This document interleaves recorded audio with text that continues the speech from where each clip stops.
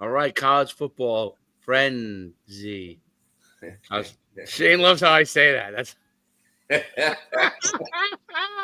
Steve, you haven't been on a more fun show than this show. Period. Well, although no, I'll take it back. Rebel Every Republic. show I do with Rebel you is fun. Republic is an unbelievably fun show. Yeah. Well, That's how because about that's usually because we play.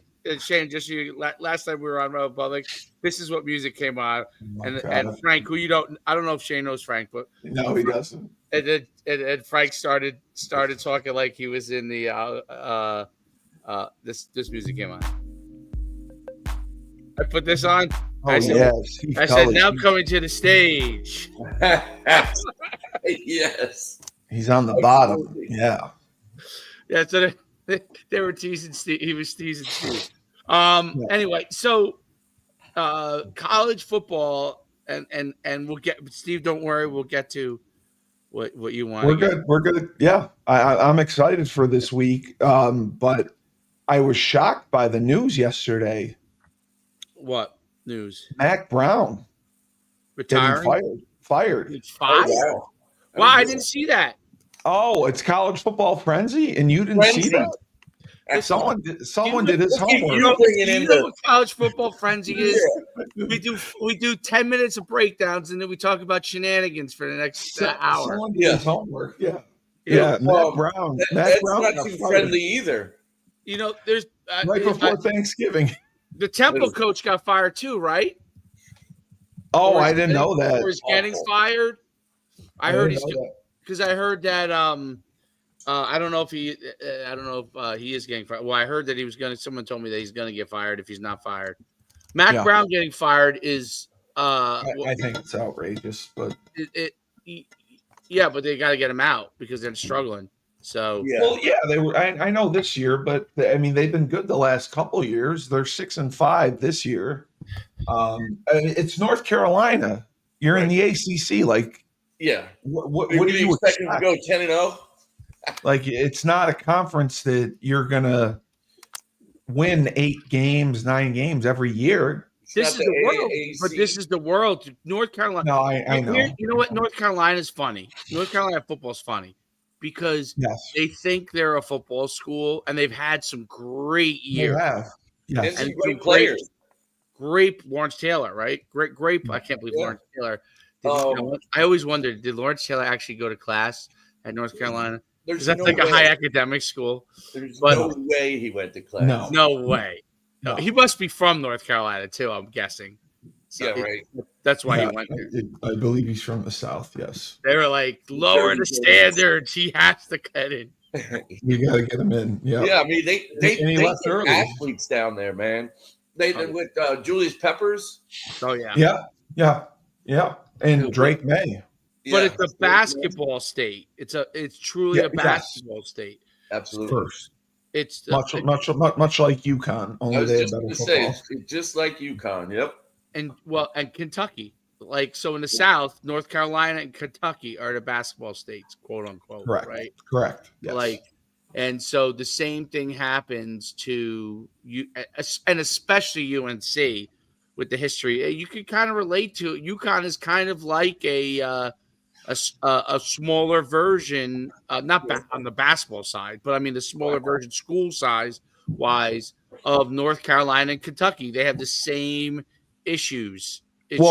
We don't get as much support in football as they do. That's the thing.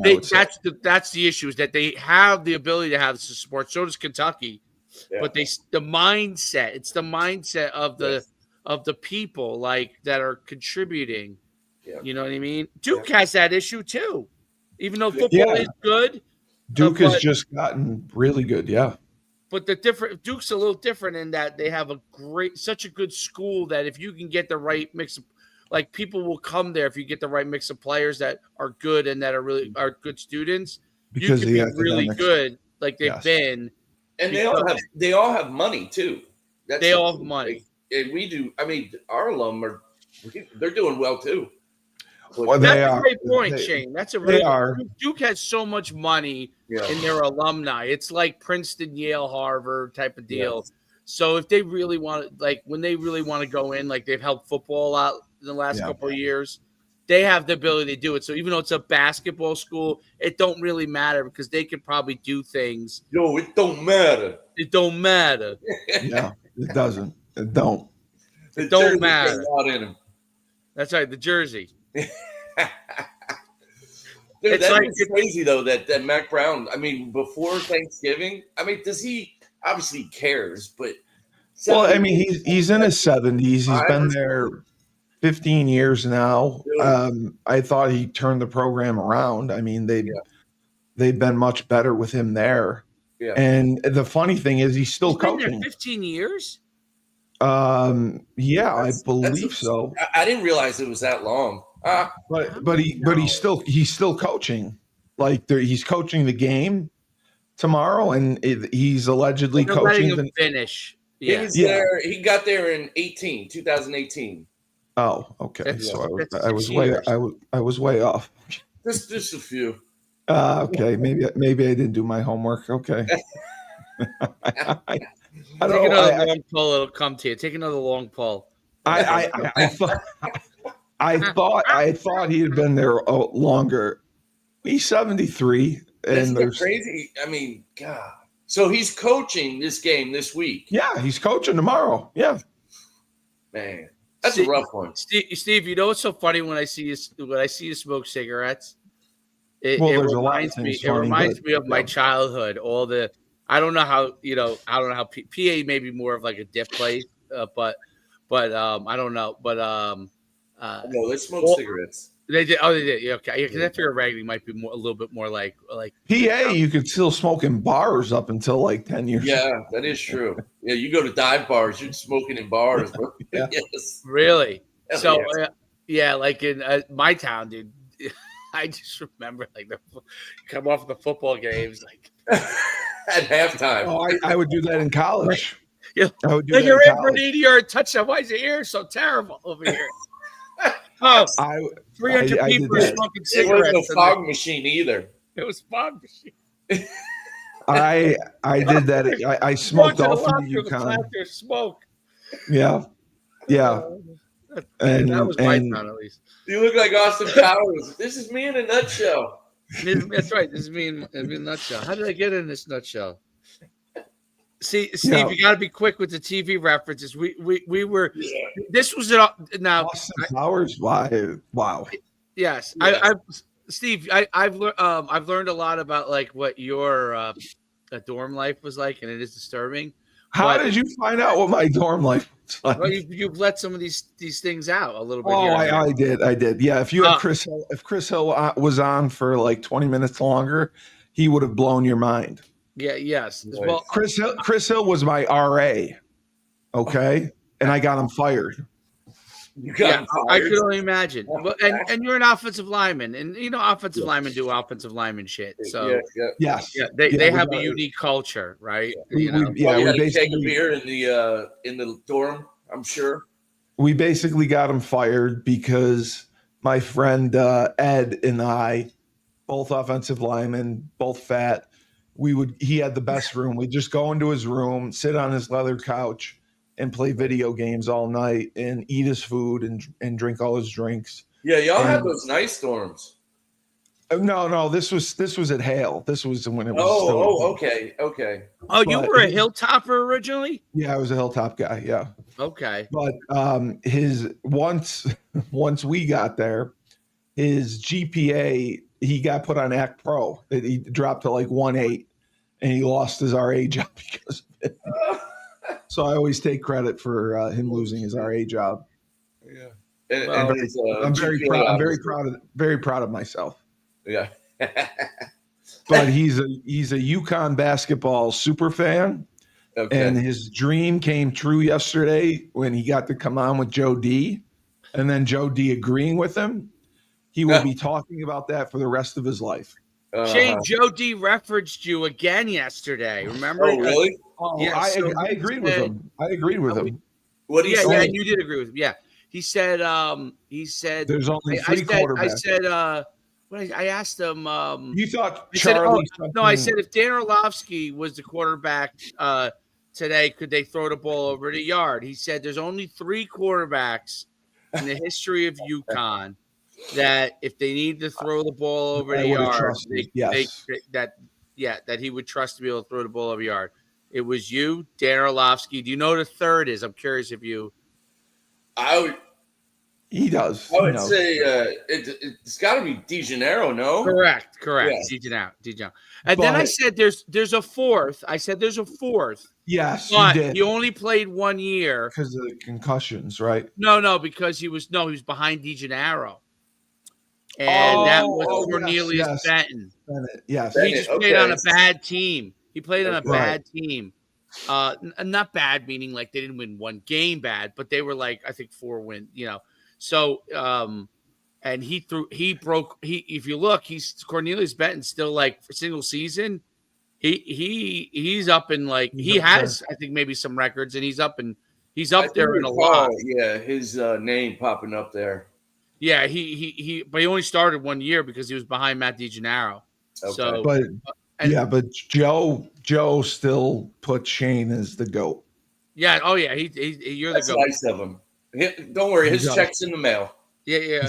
I just keep on giving him money to say nice things. He does. He believes it, dude. There's no doubt. He has you as number 1. He always puts you number 1. He asked. I don't dare ask those questions about myself because I don't need to blow my ego up at all. So, but I ask. Yeah. Yeah. Hey, Steve Curly never let it down when he crushed me on we ran the option in the spring game and I slipped, but he swears to God he laid me out.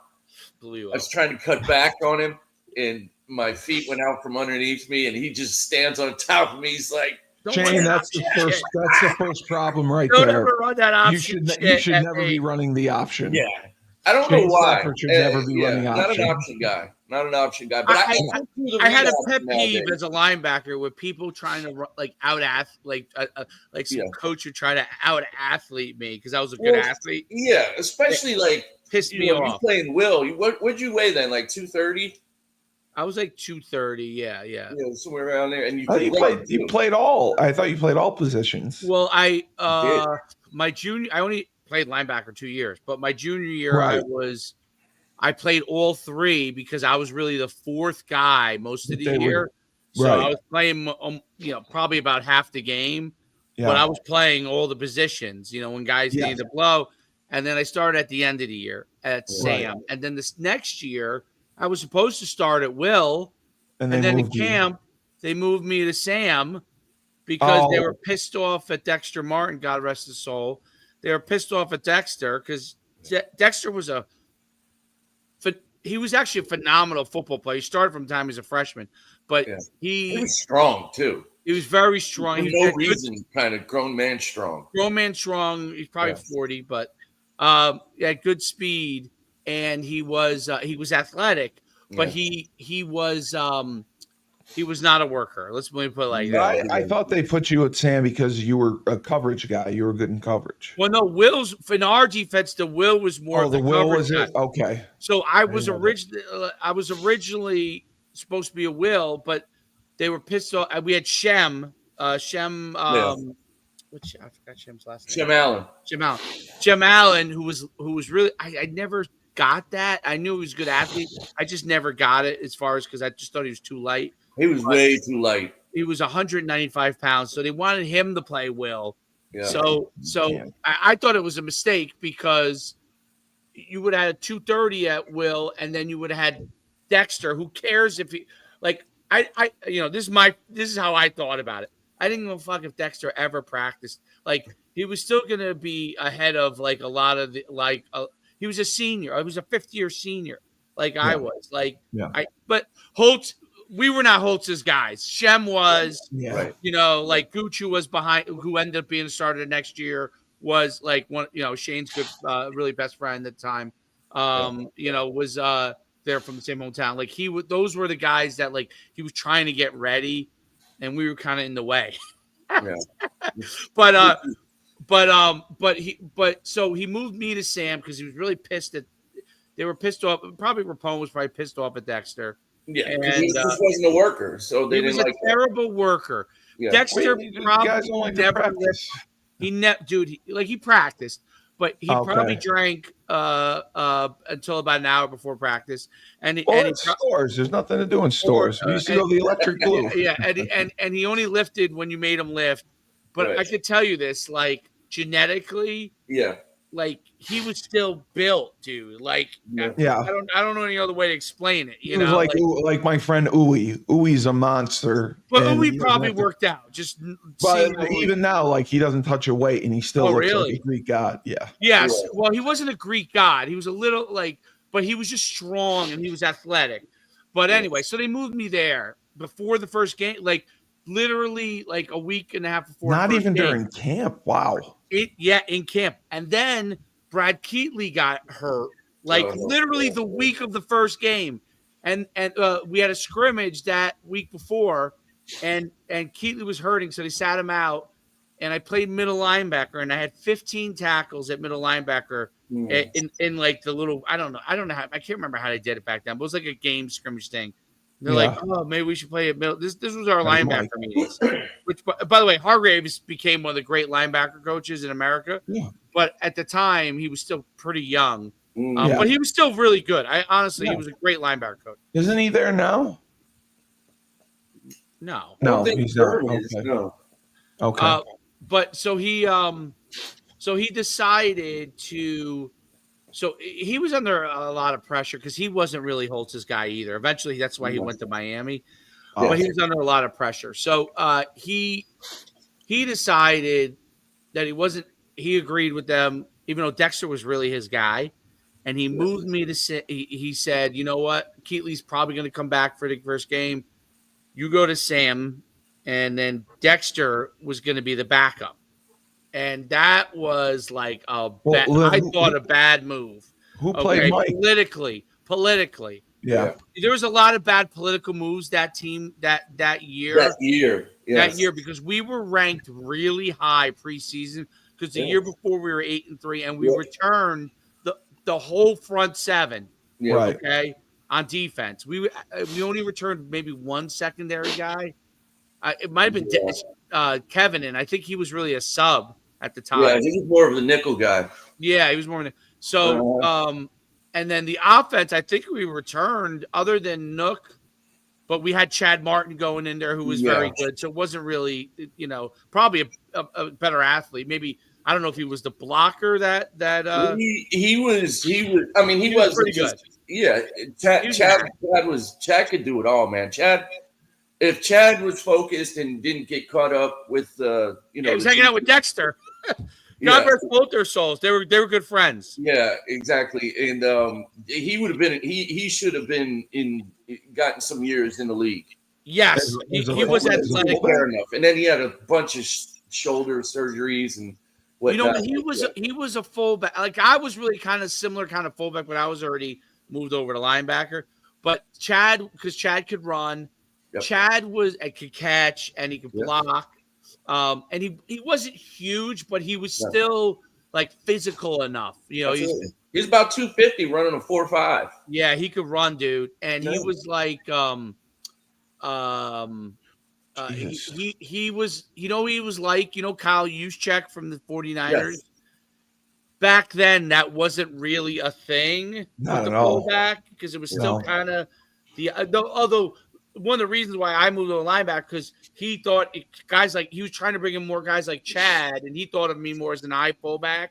Yeah. I really wasn't, but he thought of me more because that's what we ran before that. Yeah. And he thought of Chad as more a guy who could play in the spread if need be, could move out. Like even though Holtz wasn't really spread yet, like you thought of the offense as being more modern than what Tom Jackson ran. Literally, like. We were in the eye, and I'm not kidding. If it was split backs, it was pass, draw, or screen. That's it. That was the only time you were in split backs. Yeah, because I remember we played Villanova my redshirt freshman year, and we went in the split backs and gun with Zeke, and we ran where the tailback would lead for me running, and where I would lead for the tailback out of split backs. Yeah, and I was like, "This is awesome!" Was it like an outside play? Run. What? Like, was it like an outside sweep play or like an off tackle play? No, it was like a power play. Like a lead. Oh, okay. Listen, there was no zone sweep where you Oh, were I know, like, I you know what I know, I mean? know. There Yeah. were like Holtz was the first time I'd ever heard the word zone. Yeah. Never heard it in under. College. I used to love when we introduced the zone, especially when I got to my junior and senior year. Introduced? With that stuff. It didn't get introduced until your junior and senior year? No, we you run it a little bit earlier. but he brought most of his offense from what he had Yeah. at Notre Dame. He tried to run triple option in the beginning. No, I That's know. why Shane was running. That's why Shane was running some option plays. No, I know, and that's why Wilbur was at fullback, which I couldn't believe. Wilbur probably tells the story because Shane was so young, and then because Shane ended up taking 2 jobs in the same year. So he took both guys who I thought were actually in today's era, they would have. I mean, Shane have talked about this. Yeah. They would have just transferred to another school and probably been a starter. Yeah. Okay. Yeah. But Shane, his redshirt freshman year, it was Buffalo. Well, first they moved Zeke because Zeke and Holtz did not get along. Zeke literally was an IQB, but like gunslinging. Like he had a cannon. He just threw it 100 miles an hour. Yes. Everything. Yep. I would run the out. I told Shay this. We were laughing. I would run the the fullback, like it would be the play action to the tailback where I would lead on.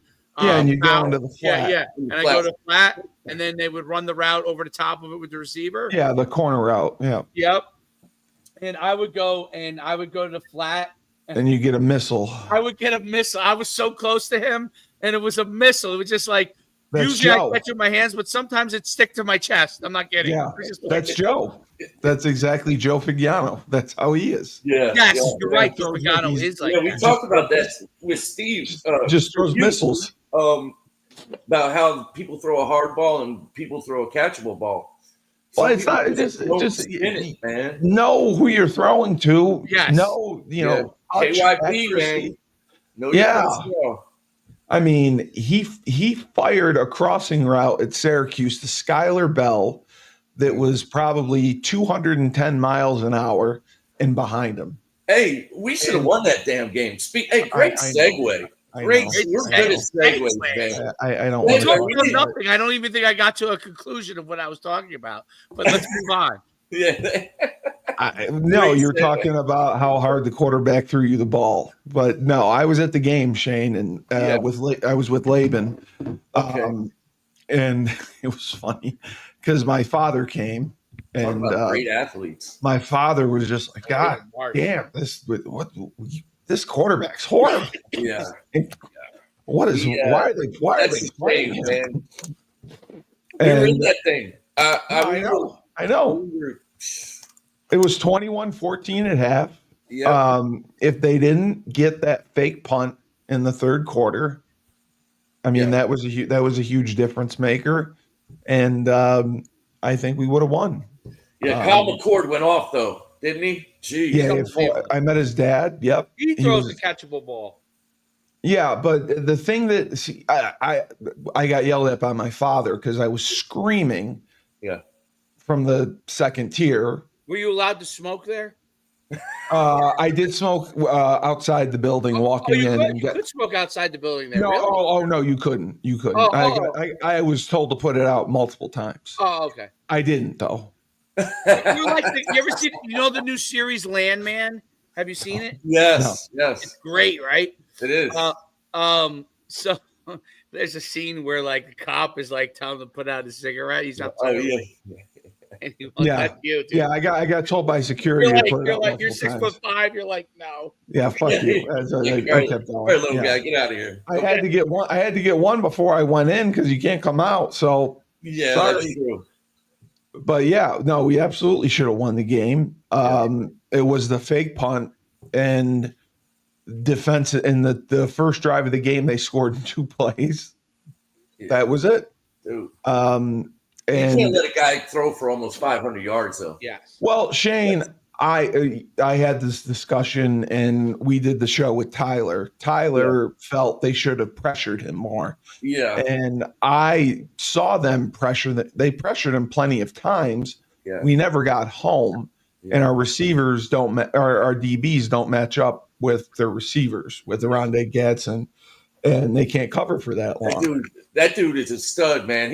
He's darn near impossible to match up with. I mean, with everybody. He is, but I picked up the tendency. What year I think he came back, but I thought he was a junior or a redshirt junior. Where is he? He should come out. He would be drafted very high. Oh yeah. Very high. Dude had 11 catches. Senior, so yeah, he had 11 catches for 101 yards. But Shane, every time they were in trips, he would be number 2 off the ball. Okay. We never, like, coverage wise, I was so angry because you had nobody over him to reroute him. He was getting a free release, running 10 yards downfield. Let's see if we can pull it up, because this is what we do. Let's not pull it up. I don't want to see it. It just angers me. So I'm screaming at the top of my lungs. What were they not doing? What were they not doing? The last drive UConn had to score, we're down 2 scores. We're driving. The clock wasn't stopping on timeouts. No. I said, what were they doing on Rondé Gadsden that we were not nothing? Covering? We weren't doing nothing. Did they put anybody over him? How did they play him? That's what drove me nuts. No. Yeah, so they didn't reroute him. Let me ask you this, though. I would put someone on top of him to reroute him. Was he always off the ball? So that's the other thing. They did a good job of moving him around, but I picked up the tendency. Yeah. Anytime they put him on the line, he was in a 2-point stance as a wing. Yeah. And they always ran away from him. His tight ends coach is a Jersey legend. He would cut off or he would run around. Oh, yes. Probably going to be the next Temple head coach. Yes. And then, they throw just a direct screen to him, and there's nobody fucking over him. Oh, how are you not over? Here, I see they're 3-over-3 on him. Well, then eventually they moved out to that, but before he was untouched, and they're off him, and he's not. I think you're right. Like I don't. You know what I understand? I didn't look at this as in depth, but now I'm looking at it.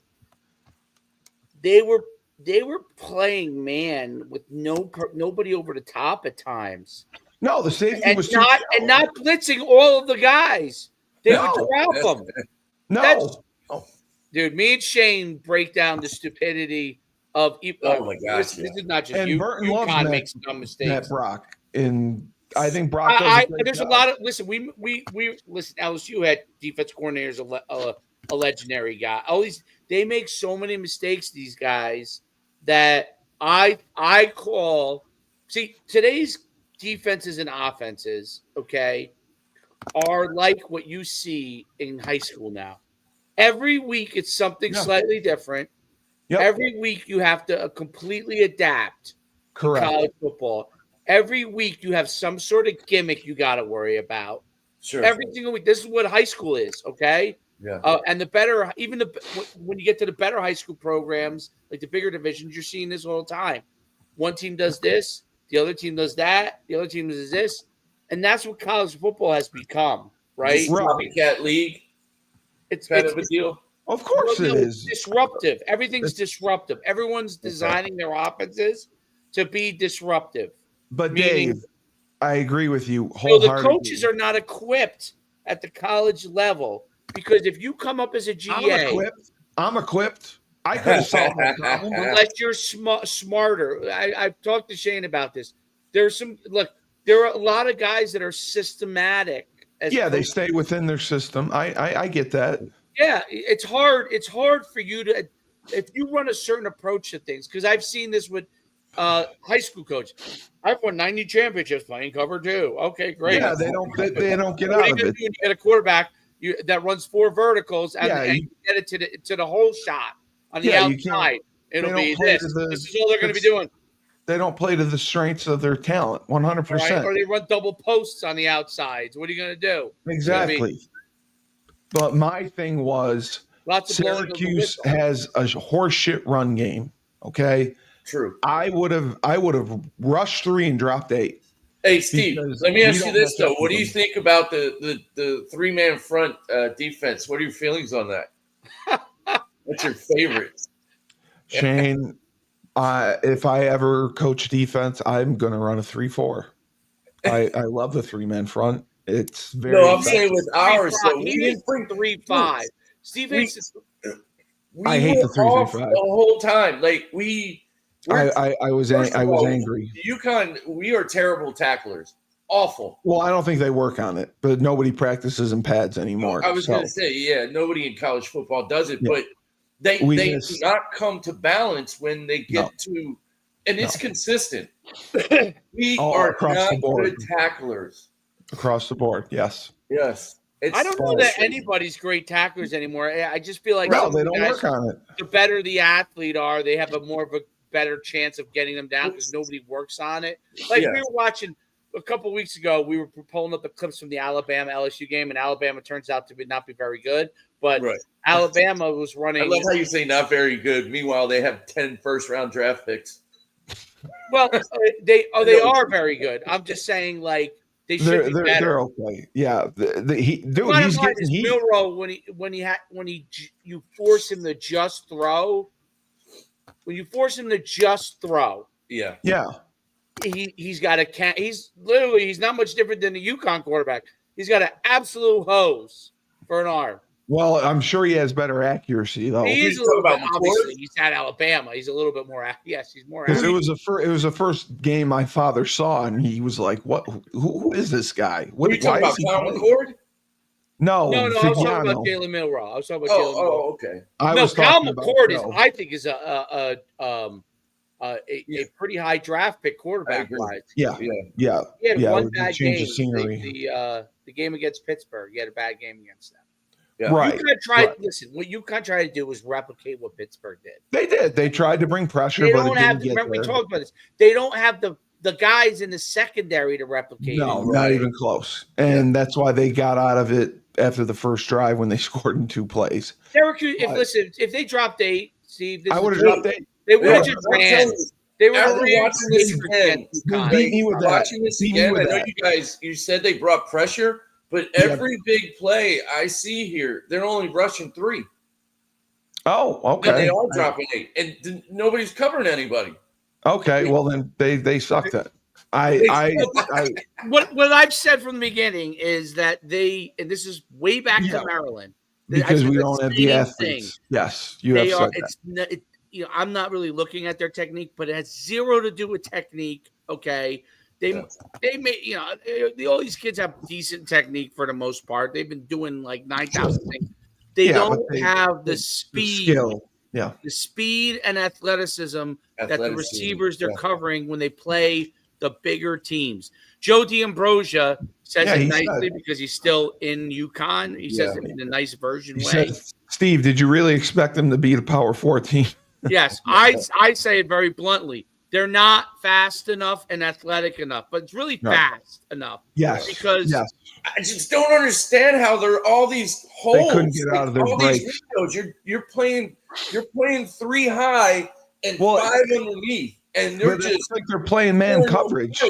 Doesn't it look like man? No, okay. No.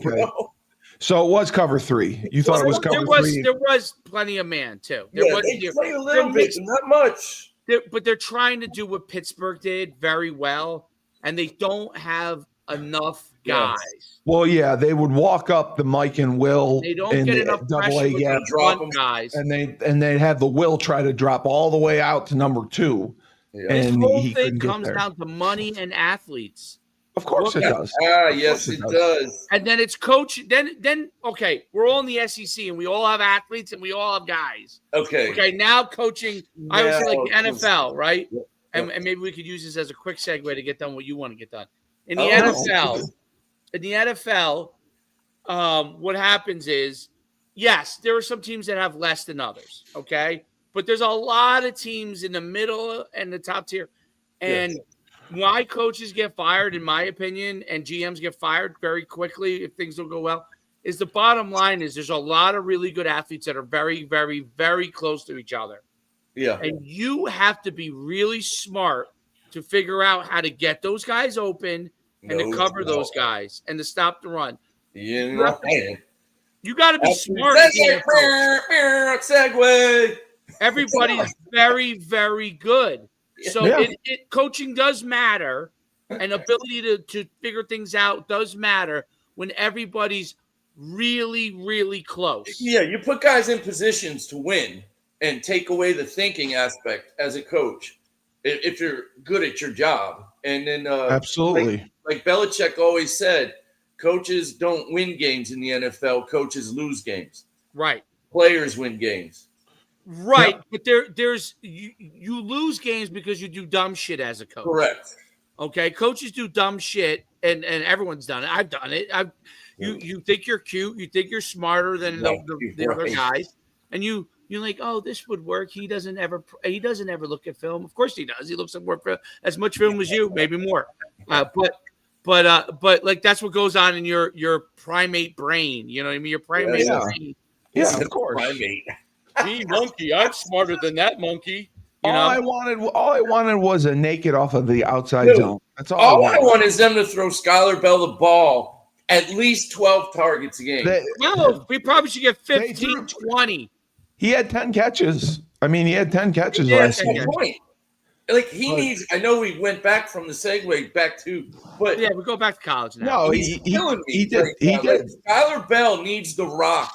He can show you. He shows you when you give him opportunities. He makes plays, bro. Yeah. And the fact that against this team, they finally went to him, and he balled. Like, because Joe, when Joe Figiano plays, they believe they can throw the ball better. Can I ask you a question, Steve? You might know this answer. I probably won't, but yeah. No, I think you might. The running backs, are they good enough athletes to be threats in the passing game? Yeah. They are? I agree. Yeah. Why don't they use them in the passing game? They did a little bit. Because they could create – they did? They would put Cam out as a receiver. Okay, I didn't know. And Mel Brown in the backfield. Okay. The question I had for Burton was about Darrell Robinson because he was a leading rusher going in. He's amazing, and he only had 3 carries the whole game. Is he hurt or something? Burton said he didn't know, but he didn't come into the game until late in the second quarter. So I don't know if he got suspended or I don't know what. It all comes back to one thing: if they're doing mostly the right things, they don't have enough. Right. Yet the key word is yet. No. They don't have enough yet. And what did that mean? Basically means in college football, they don't have enough speed yet. Dave, I wholeheartedly believe if we had a competent quarterback, we would have won that game. I agree with you. I'm just saying that there was enough around. I don't know. You don't think Kyle McCord, if it gets tied up, would come right back down and just score? That's exactly what I was thinking. I just think I'm going we rise to the occasion, man. I think it would just be a shootout. Yes. And that's what Dave said. They have better athletes. Yeah. I said a shootout is a loss for us. But we held them to 31 points. Our guys are they're very. I love how you said we held them to 31. we listen. It could have been a lot worse. Yeah, but they're not bullets. The kid who was starting because I live in Jersey. The kid who's starting at corner, Chadwick. Okay, what number is he? 6 maybe. Okay. He's a freshman, okay? Yes. Yeah, you can tell. Jim Chadwick is like a 4.6 mid 4.5s guy. All right. He is starting as a freshman. Yes. He's from Immaculata, which is a decent program. Not good program. Yeah, I remember Immaculata program. But and he was the star for their team. I was shocked that he was starting from the get-go. Now, Chadwick is a good enough athlete to probably have gone to some bigger schools. He would not have started right away at those schools. No. When he showed up as the day one starter at UConn, the first thing that told me is he has to be probably the best athlete. Yeah, that's not good. Whoever number 14 he's a very good athlete, but Bergen Catholic, in New Jersey, there's 5 schools that have better athletes than him. You know what I'm saying? Yeah. Well, that's like when Lee Holmes came in and started as a freshman for us, who was a sick athlete. Obviously, he's the nephew of Larry Holmes, but he came in. He only weighed about $160. Starting at corner as a freshman. I'm trying to find the rally killer that I did not like. The defensive back. The number he was number. I call him. It's not Chadwick. I know who it is. It was number 14. I just called him. Dude. Yeah, Malcolm Bell. I called him the rally killer. That's what I called him. Yeah, I've seen him miss. I've seen him miss about 17 tackles. Laban was going nuts the whole time. That's what I'm saying. Cameron Chadwick. What is he doing in there? Might be their best defensive back as a freshman. That's my point. He's not even the top 10 athlete in New Jersey. He's probably first team All State because he probably was by far the best player on Immaculata. Malik Dixon Williams was, but I think he got hurt earlier in the season. That's he also was the good. thing, the issue you have. All this can be solved with money. Well, a bunch of really rich people getting involved. You could. My firm belief is none of this is going to be solved with the $100, $500 donations. I know. How many billionaires that are alumni at UConn? Find those guys. Hello. No, I know, man. I've been make another building. Hello. Yeah. I've been trying to help Burton, and I have a billionaire for you guys. No one's asked me the person's name. I said it on one of our calls. Yes, you did. But I know a billionaire. When we have our call on Thursday, make sure nobody asks me for his name. What is his name? He ain't giving any money to me, so it doesn't matter. But I'm just saying, he is a UConn alum. Oh, beautiful. Just tell him on Thursday. He's an old school UConn alum. I went to work for him in my first job. What is his name? You can't say it. I don't want to say his name. We have to keep our leverage. I'll say it all. I don't want to say his name because the name which shall not be mentioned. No, because I don't want to. Because he doesn't want people. I got you. And we have to keep our leverage. Our leverage. Hey, so yes, I would offer him and his family the farm. Low key guy, dude. Low key guy, great guy, loves sports. Burton at least communicates with them and finds out what they need. No one's talked to this guy. I know that's amazing. They don't know because he's not gonna. He doesn't advertise. Oh yeah, but he has his name on things at UConn. But I'm just saying, he's not the guy that I interviewed, is he? No, he's not gonna do an interview. He's not. Oh, okay. He's a billionaire. Well, the guy that I interviewed, I thought was very wealthy. The Eric T. Bechtel guy. He's not a billionaire. Do you know him? Have you heard of him? I know who he is. Yeah. Whenever somebody has an initial in their name when they get introduced, and maybe he's not quite a billionaire, but I know he sold his company for like $1 zillion.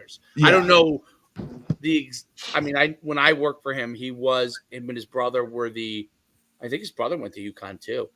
They were the sole owners, but I don't know as they expand. I was gone from it. I don't know if they were. I don't know if as they expanded the company, if they took on him. I have no idea because I was gone. I was not there anymore. If you're looking at this week, what do you think about Ohio State, Michigan? Do you think it's even close?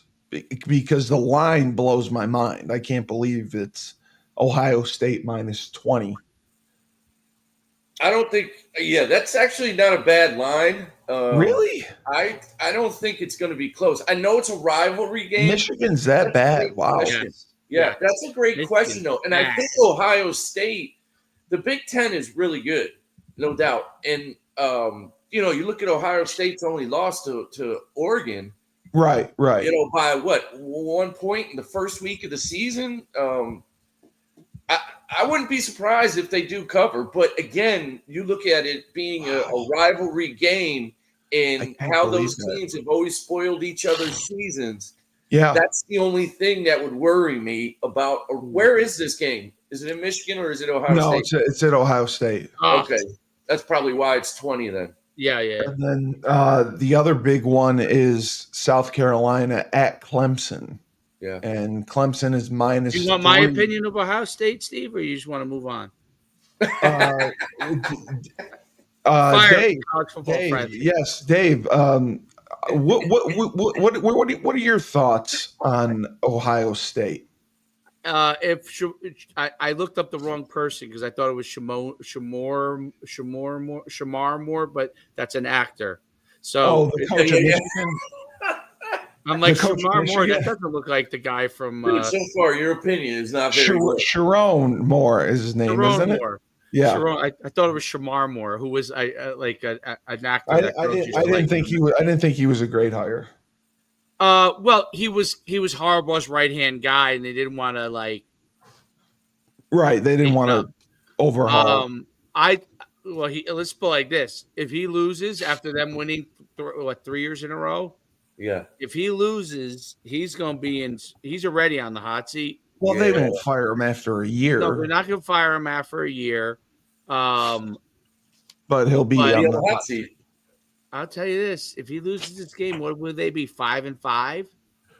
Yeah, I mean they've struggled this year mightily. I think they're 5-6 right now. You ask any Michigan or Ohio State alum, and if you don't win the national championship, but you beat either the opposite team, the opposing team, you still can. Your job. You did, yeah. You got a job still. Yeah, they're 6-5. Oof. Oh, they're 6-5. Okay.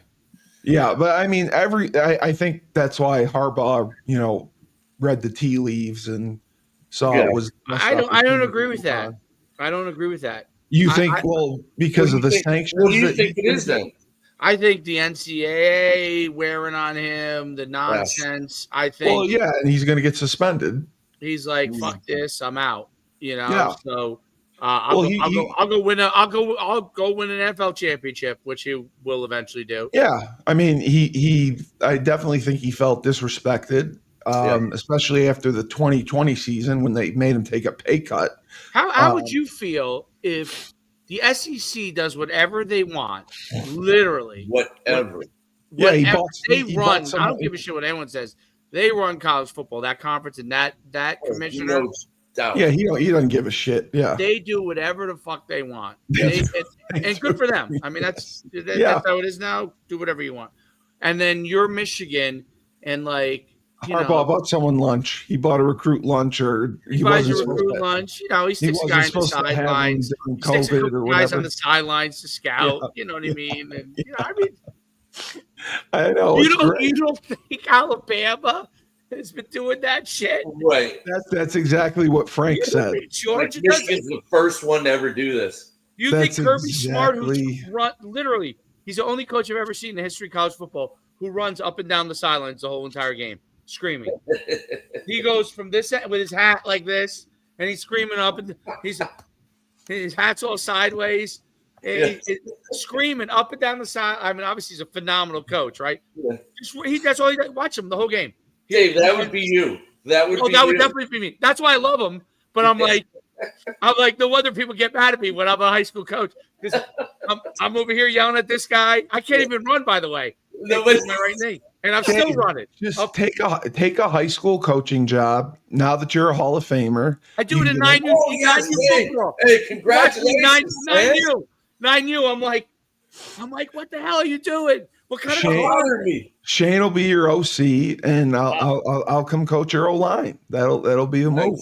The only thing is, I might put Shane probably knows much more than me on offense, even though I think of myself as a genius on offense. Of course, we all do. But Shane probably does know more technically than I am than I have. So we probably would butt heads. Well, I think I know more than both of you. So we all three of us would probably. You definitely don't know more than me. We're supposed to butt I'm heads, an offensive genius. You don't want to. I know you're enough. Agree with you. I have taken. Listen, when I was in the Hall of Fame, and you're an offensive I'm genius. not saying it for me. I'm just quoting my players. Okay, that I got in the Hall of Fame. That was the worst. They'll tell you themselves. It was the worst high school program in the state of New Jersey when I took it over. Red Bank, and it was a co-op. You know what a co-op is? No. Two schools. Two schools that have to play together. I'm just they were rivals. By the way, they're rival schools. Okay, and they put them together because they were small. They put them together. The kids, when I got there, they were on the same team, and they hated each other because, like in basketball, they'd be playing against each other. Yeah. You know what I'm saying? So I changed that whole culture. They're all, by the way, best friends still to this day. They're like 29, 30, 31. They're all great friends. Even though they're Hall of Famer, bro. How many years did you coach? But you know what? Offensively, the one guy coaches out of high school now, and he was just texting me. He goes, "I don't know how the fuck you do it. We're trying to turn around this high school." He's like, I thought it would be so easy. I played for you. He's like, that shit isn't easy. You made it look easy. And I'm just telling you this not because I don't normally tout myself on like something. No, you never do. To me and Shane, when we talk, I would. But I tout you. But I'm just telling you, like I and Shane does too, because I've watched him coach. I've watched him coach live. I see shit that people do not see. Like I see what's going on over here by how they're moving without seeing it. By how the play result happened. I know who missed the block. I don't even have to see it. I just know what's supposed to happen. And I know who made by knowing who made the play, the number of the guy, like 34 or whatever, or if I just know, like most coaches don't see that. Most coaches that are good, by the way, a lot of coaches that are very good, they see what's in front of them, which is me. They watch the play. They see what's in front of them only. Okay? Right. You have to be able to know when you call a play. Just offensively, but I think of it defensively too. This way. Certainly. And I think that's what's helped me as an offensive coach because I was a defensive guy. Absolutely. Okay. I became a defensive guy. That makes you better. I was originally a lazy running back. Okay. But became a defensive guy. And you know what could beat me on defense. I knew if I played this, if they do this, we're in trouble, right? We're in trouble, right. You have to have an answer for knowing that on offense. And I would have been a shitty offensive. I started out, I was an okay offensive guy, but when I became a line coach, when I was at Riverdale, this high school, they made me do the D-line, O-line. I'd never done O-line, D-line before. It was all theory to me. Yeah. And when I coached those guys, and you know this as an offensive lineman, once I coached those guys, I realized how those pieces had to work and like how you had them get them to move together. The light bulb went off. I'm like, oh shit. Okay. Like if you can do certain things with the offensive linemen and make it so those guys fly. Yep. Come off the ball. Yep. In all honesty, and put the pressure on the skill guys to learn the offense. Yeah. Not the way that most coaches think about it like this. And you're an offensive lineman, so correct me if I'm wrong. Most coaches think, I'm going to put all the pressure on the offensive linemen, make them learn 9,000 fucking things, okay? And then if you get geniuses up there, great. Yeah. My whole theory was, I don't give a fuck. I just want the best players on the line. I don't give a shit if they're dumb or smart, okay? Obviously, smart is better, but it didn't matter. Those guys will be able to fly off the ball and be able to make the system simple for them. So I tagged pulls. I tagged everything that they had to do outside of when they had to do down or zone, right? And I taught them that down or zone is the same fucking thing. It's the same fucking thing, okay? I get it. Down, you're turning your shoulders, right? I mean, it's a technique. I get that you're turning your shoulders. Similar. I taught them the theory is the same thing. You're either moving to it or opposite it. Okay, that's it. Yep. And then everything else would be tagged for you. So I started to run zone with pulls. Like if I thought a guy was a shitty player and he wasn't going to make the tackle in the backfield, you pull him. I just pulled that guy. I never blocked him. Yeah, he's not going to read him. Yeah. And I did the same thing with now. Down is your typical gap scheme stuff. Gap scheme. I would tag guys, and I took these kids who did not know. I'm telling you, my fear for them when they went to college was, and I didn't know until I started to talk to college coaches more, that they told me they didn't give a shit about what system, because we're going to teach them our system anyway. Right. So I was always nervous that would go to college and didn't know anything other than my system, and they would be absolutely fucked. We didn't use holes. There was no such thing as 1, 3, 5, 7. I said, fuck those holes.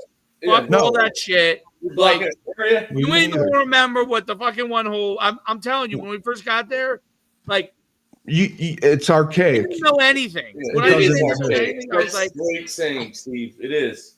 No, it is archaic. It is. It's 100% archaic. Listen, there were guys. When I coach in the All-Star game, the guys like, my kids I coach in INU, they don't know what a fucking hole is. No, okay?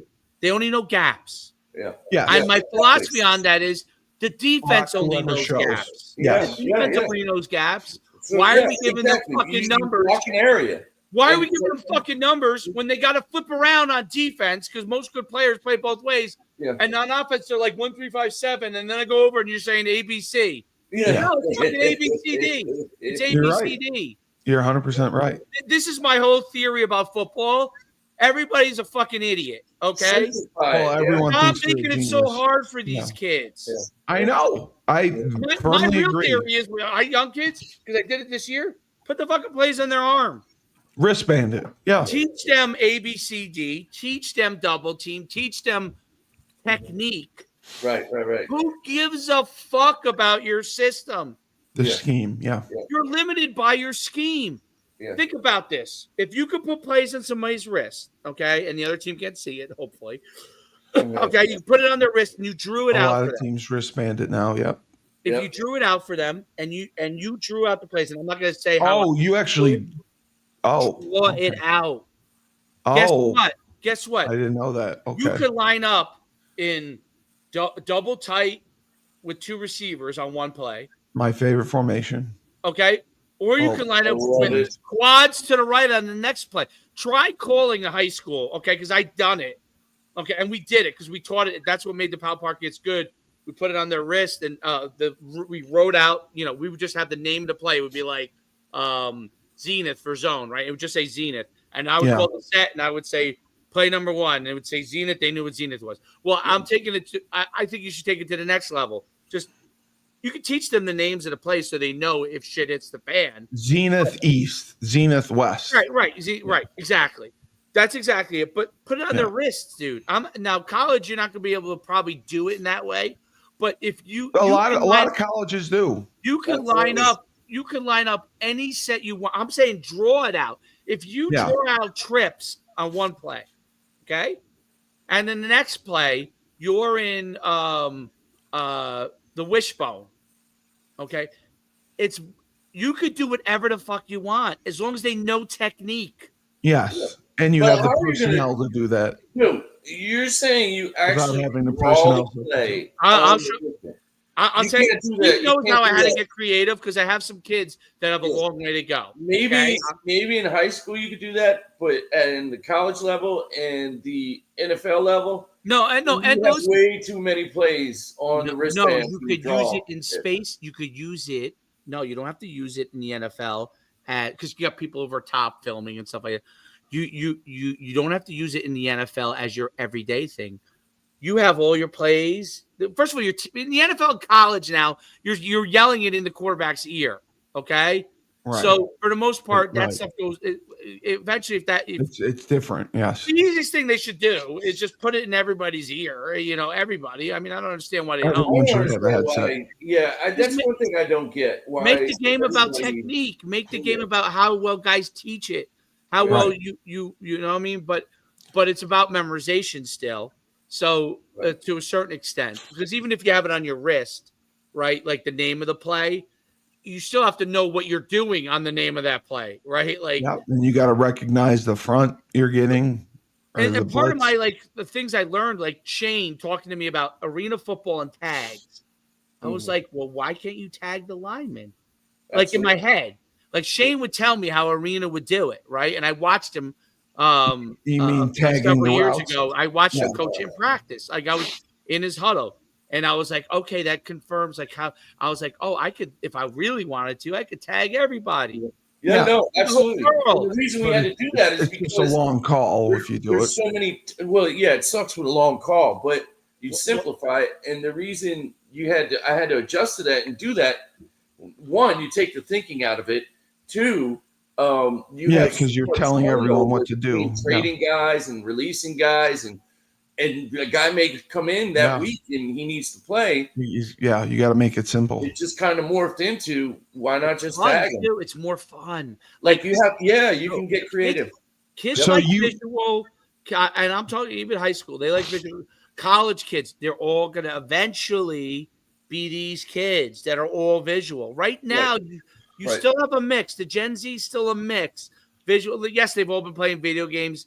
They're visual, but they're high school. They're elementary schools. They're public schools. All these things are becoming very visual. Like my son's school is Catholic school, so they're a little different in that they do. I love it because they make them memorize stuff. I feel that helps you a lot. But believe me, public schools are not trying to get kids to memorize things anymore. They're just not. They're trying to get them to understand what happened because they don't feel. Well, that's a whole nother issue too, because to memorize. The issue with that is nowadays in public schools, especially in the lower income public schools, they don't have the resources. One, and two, they're all just teaching them to pass that state exam. And instead of trying to learn how this certain kid learns, they're about just the standardized test one way.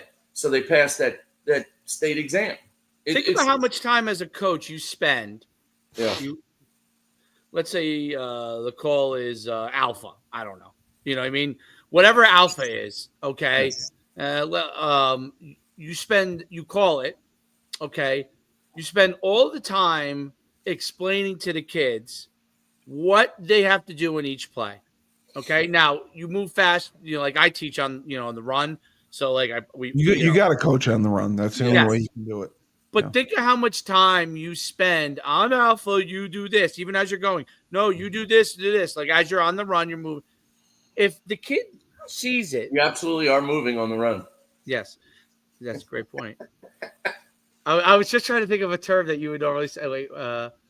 I'm here. So how would you turn? Like I'm here, but I'm here. But yeah, so you put it on the wrist, right?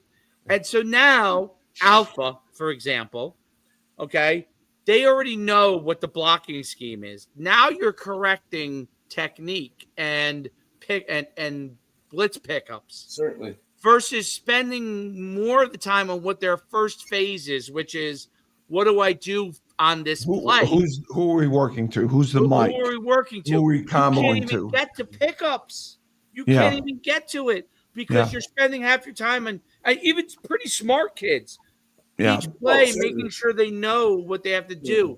If they already know the basic of, all right, this is what I do to, and this is how I climb, to the next level with the little arrows, right? Broken, straight line means I go get that. I'm going in that direction. Right. Broken arrow, broken line after that means I climb, right? Once they know that forever, right? So they see that. And I then call that colors. shifting. So now I'm like, okay, now all I'm teaching going forward is they know this already. So if they fuck that up, you're like, you got to be really like, I drew it on the freaking arm for you, okay? That kid's coming out, but because he drew it on his arm and he can't figure out how to do it with a drawing on an arm. But you can spend most of your time like pickups, how a double team works. When do you double team? Right? When do you come up? You know how hard that is to teach kids? When do you come off the double team? Sure. Right? When the linebacker, right? That's real. My experience as a line, when I was a line, and I was only a line coach for 1 year, but I coached the line as the head coach a lot because I had to. That was hard. You have to practice it over. But if you can move right to that versus going over to play, like think how much time you spend going over to basic responsibilities. Yeah. Think how much time you do. Yeah. Okay.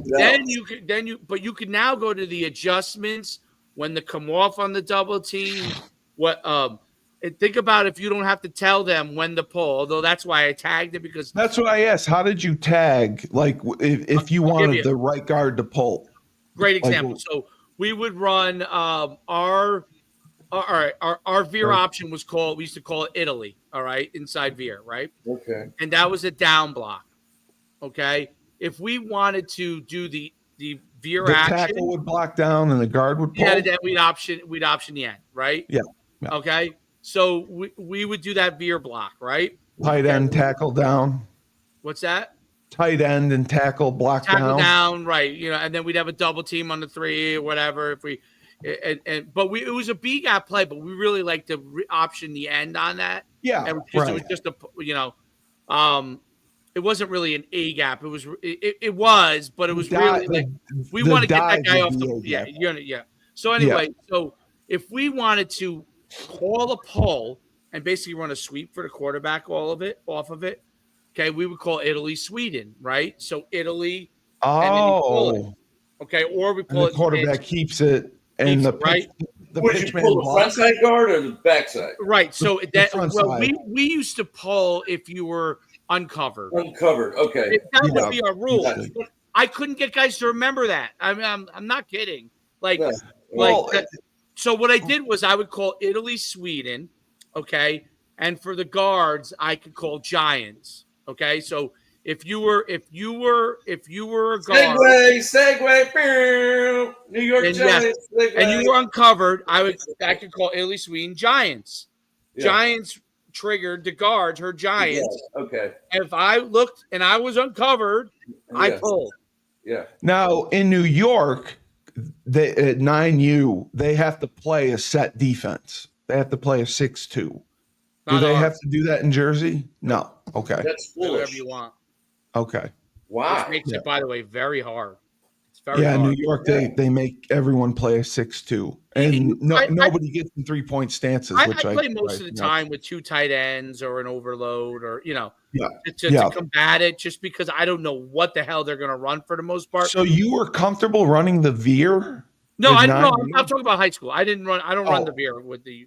You're talking about high school. I got you. We do run we're in gun. So we do run what would look like to most people zone option, right? It looks like zone option, but it's truly elite. Most of the time we're calling it, but now son's the quarterback, so I can work on some of these things with him. Right. Most people probably can't, but I'm setting it up so eventually it's going to be he's able to read it.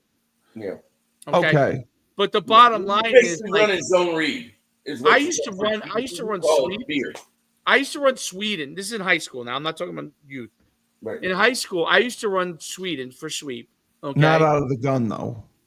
I would run out of the gun. Yeah, pistol. Yeah. I was pistol. Okay. There was a time I was okay. Pistol. All right, pistol's fine. Yeah, but but you can run it. You just turn and pitch it. Yeah. Yep. I like that. But anyway, but we didn't care. It didn't matter. What our alignment, it didn't matter to us. If I was in pistol, if I called pistol and we ran Sweden, they knew that they were behind in getting the pitch. If we were in some form of spread gun and we ran Sweden, we knew the guy was going to offset if we're going to right. Those guys already knew that communicate. That was expected of them. Right. That's what I'm saying. I put the pressure on the skill guys to learn it, which is opposite of what most people do. They just assume skill guys are dumb, and they don't. Other than the quarterback, which I think is a major mistake, because if those guys learn the game, because those guys are the ones that have to make a lot of adjustments on routes and stuff like that. Yeah, hot route. 100%. Hot route. Will you just get over here and stand, please? Hot route. Just get over here. No, but see, my thing always was, I agree with you, Dave. I always felt that you can't be all things to all people.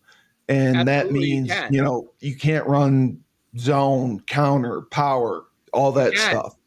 You got to major in one or two things, and that's your focus. Yeah, maybe in high school, most people do. In college, I felt. I don't think you can anymore. I don't think you can rep it enough. everybody has their staple plays. Like if you're not running a power, to me, well, exactly. It's a mistake. I agree. If you don't have a counter power in some version of that, I think it's a mistake. You have to have a complement. Yes. Okay. 100%. Whether you run it with the quarterback, whether you run it with the running back, however you do it, 100%. You need a power. You need a counter power. Complement. Yes. You need a sweep. Whatever the hell you do, whether you're sweeping a perimeter run. Yep. Whether it's jet, whether it's pitch, you need this is how I think about football. I think about it is you need a power, you need a counter, you need a sweep, you need a reverse. Okay. There's certain staple passes that you need. Like I think you need a version of some version of shallow routes. Okay. It doesn't mean necessarily crossers. Whatever your philosophy is. I like to run crossers. But the cross and the shallow, dig which means slants, which could be slants. Yep. And speed out. It could be mini digs, speed out. Could be hitches. Yep. Okay. You need some quick system game that has that. Like everybody likes different things. Yes. You need some high-low route. You need a screen. Okay. I like a lot of screens, but screens. You need a screen. Okay. Correct. You need a version of all verticals, basically guys down the field. Yep. So that's how I look at football, right? Like I don't give a flying ass how you do it. Yeah. I've really learned this through the years of coaching. Every year morphs into like you guys are both saying the same things, listening to you guys, like you're just saying a little different. But what I've really learned was you have your staple plays, no doubt. You gotta major in those things. Like when it's 3rd and 3, you know what you're gonna go to because you have those kind of athletes and you have those beasts up front. But what I've learned is certain guys have certain skill sets and do things differently and do better things, do different things better than others. Yeah. And as that season goes on, if you're aware as a coach, you start to learn and you have to be able to adjust your coaching according to what you have. Your playmakers. 100%. And that's the most important. That statement right there is the most important thing in coaching. And that's why I do believe you got to be, to an extent, all things to all people. I'm not saying you don't have cores. You do have cores, like I said. But what Shane's talking about, and that's the whole point on tagging, okay? Very true. If you know what guy, like, this play is all verticals, but we want to get this guy the ball, and he's a great comeback route guy. Absolutely. And you have your comeback route. Comeback. Yeah. You're not getting him down the field on verticals. He's just not. Done that. Yep. He's not that guy. You know what I mean? Like, and I think that those things are really important. But I think that you're right, Steve. Guys make it so complicated that look.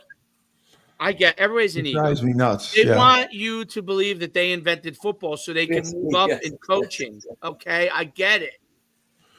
Like I've interviewed, and guys were like, "What system do you run?" They want to go to the clinic and draw on the board. They want to know what your system is. Yes. I'm like, I take the best player and I get him the ball. That's it. That's it. The system is as much as humanly possible. And then I find out who the second best player is. I try to get him the ball the second most as humanly possible. Yeah. And then I find out the third best player is. I try to get him the ball as humanly possible. Yeah. And if, by the way, I'm lucky enough that a quarterback can actually throw for me, great. Now I could do some passing plays, right? Yeah. If the quarterback can only run, if he's the guy and I don't have any guys that can really do, then great. Now I know, okay. But I figure out who can do the most. That reminds me of the story. When I was coaching at Tampa Catholic and I had Christian Green at quarterback, the head coach goes, "Well, what do you want to run?" I said, "Whatever play Christian Green wants to run. I don't care what we run. Just give him the ball." And he called a quarterback lead touchdown.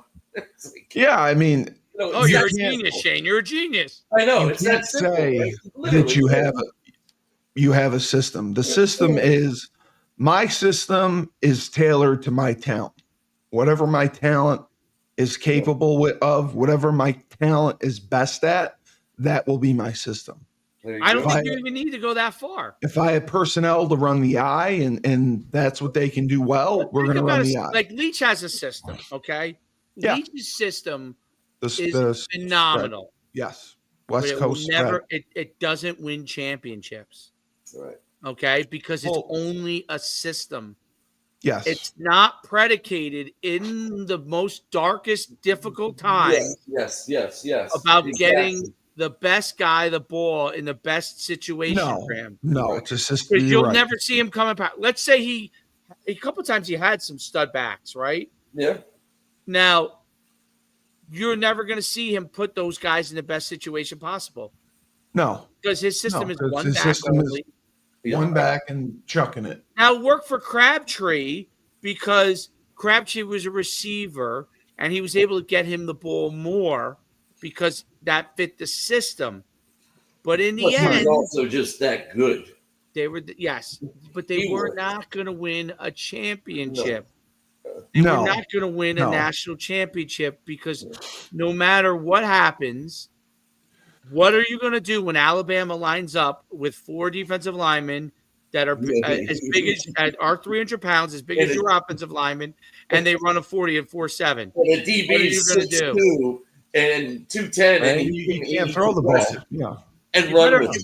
You better bring as many humans as possible in the box to try and push those guys, because if you don't, that's why I wholeheartedly think it's based on the talent you have. Somebody's got to reel this thing in. You have a system, but you have to play. There's nothing to reel in. Let's go to the Giants. If you have a run, got me a Marley. Well, no, the Giants. They cut Daniel Jones, and they were embarrassed. I think that Joe Shane and Dayball have to go. Joe Douglas is gone. It's just embarrassing to be in New York with Maria Conlon said it best yesterday. The only time it's good in New York for football is when it's a bye week. That's sad. That's what Maria said. So the Jets almost pulled one out. Yeah, but they shouldn't almost be pulling it out. You have fucking Aaron. You have Aaron Rodgers. Hey, I'm gonna tell you, it's a dangerous thing to do, but it does work when you pull out.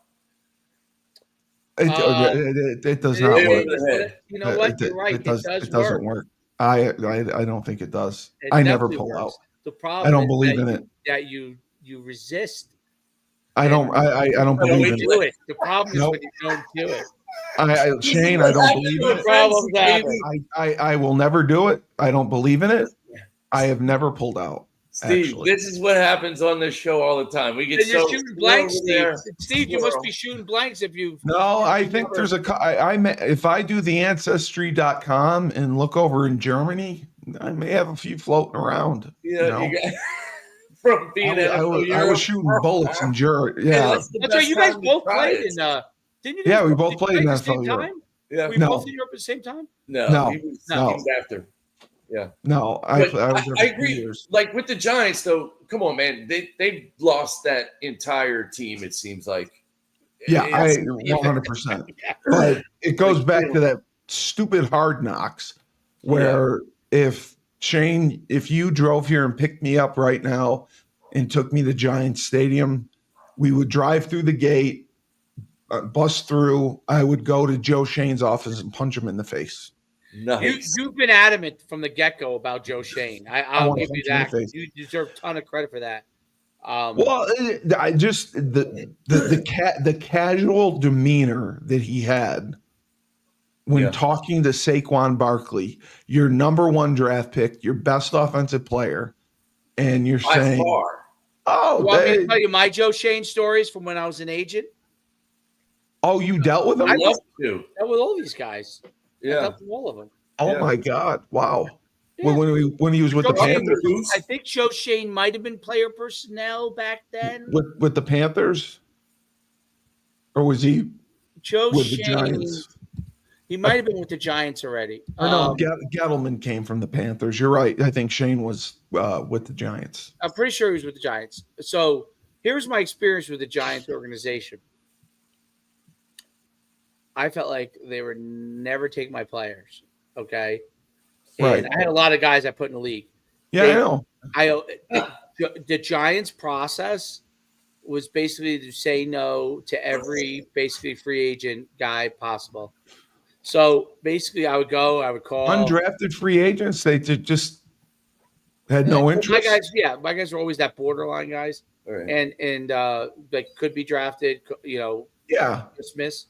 Fringe guys. And then I had some guys that ended up being shitty that I shouldn't have taken, but they were good guys, but they were just not good enough. But the bottom line was when you would call the Giants organization, what's the son of the Mara, right? Is the son of John is the one. I would always end up calling John Mara. Okay, they say he's a great guy. Yeah, he would always just tell me, I'll send it back to so and so. He would nothing. But he would get back to me. But Shane would never do anything. Now maybe he thought my players. Are you serious? He probably thought my players stunk. Which. But he never gave you a courtesy email, a courtesy call. No, he was courteous. He was courteous. Oh, he was. Okay. Just wasn't like.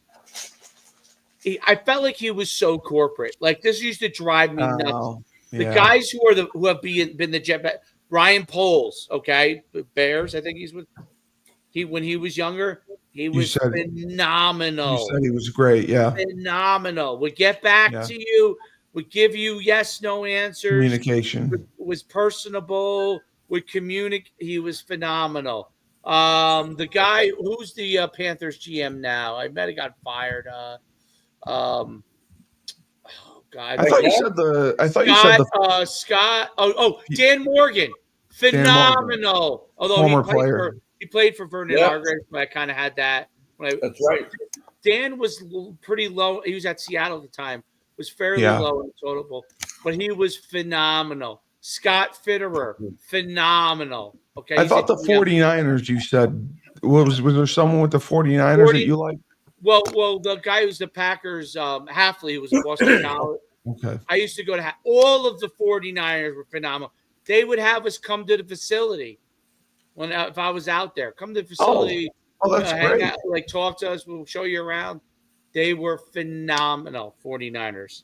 The Giants used to be a first-class organization, and they've just gone to shit. The Patriots that is true. Patriots, phenomenal. Yeah. Okay. Buccaneers. Phenomenal. Buccaneers. No coincidence. Phenomenal organization. Yeah, but is there something above phenomenal? No, there's nothing above phenomenal. No, that's the highest you can be. Is phenomenal. Okay. No, but I mean that's a good. They have a good structure. Who was a crappy group? A good structure from top to Giants bottom. Were crappy. The Jets got to be crappy. Jets are crappy. Even though the Jets guys that were there, they were pretty good guys. I liked them a lot. But just how their process was pretty crappy. The evaluation, I don't know if they were value. I have no idea. I just say the process of handling communication. Yes.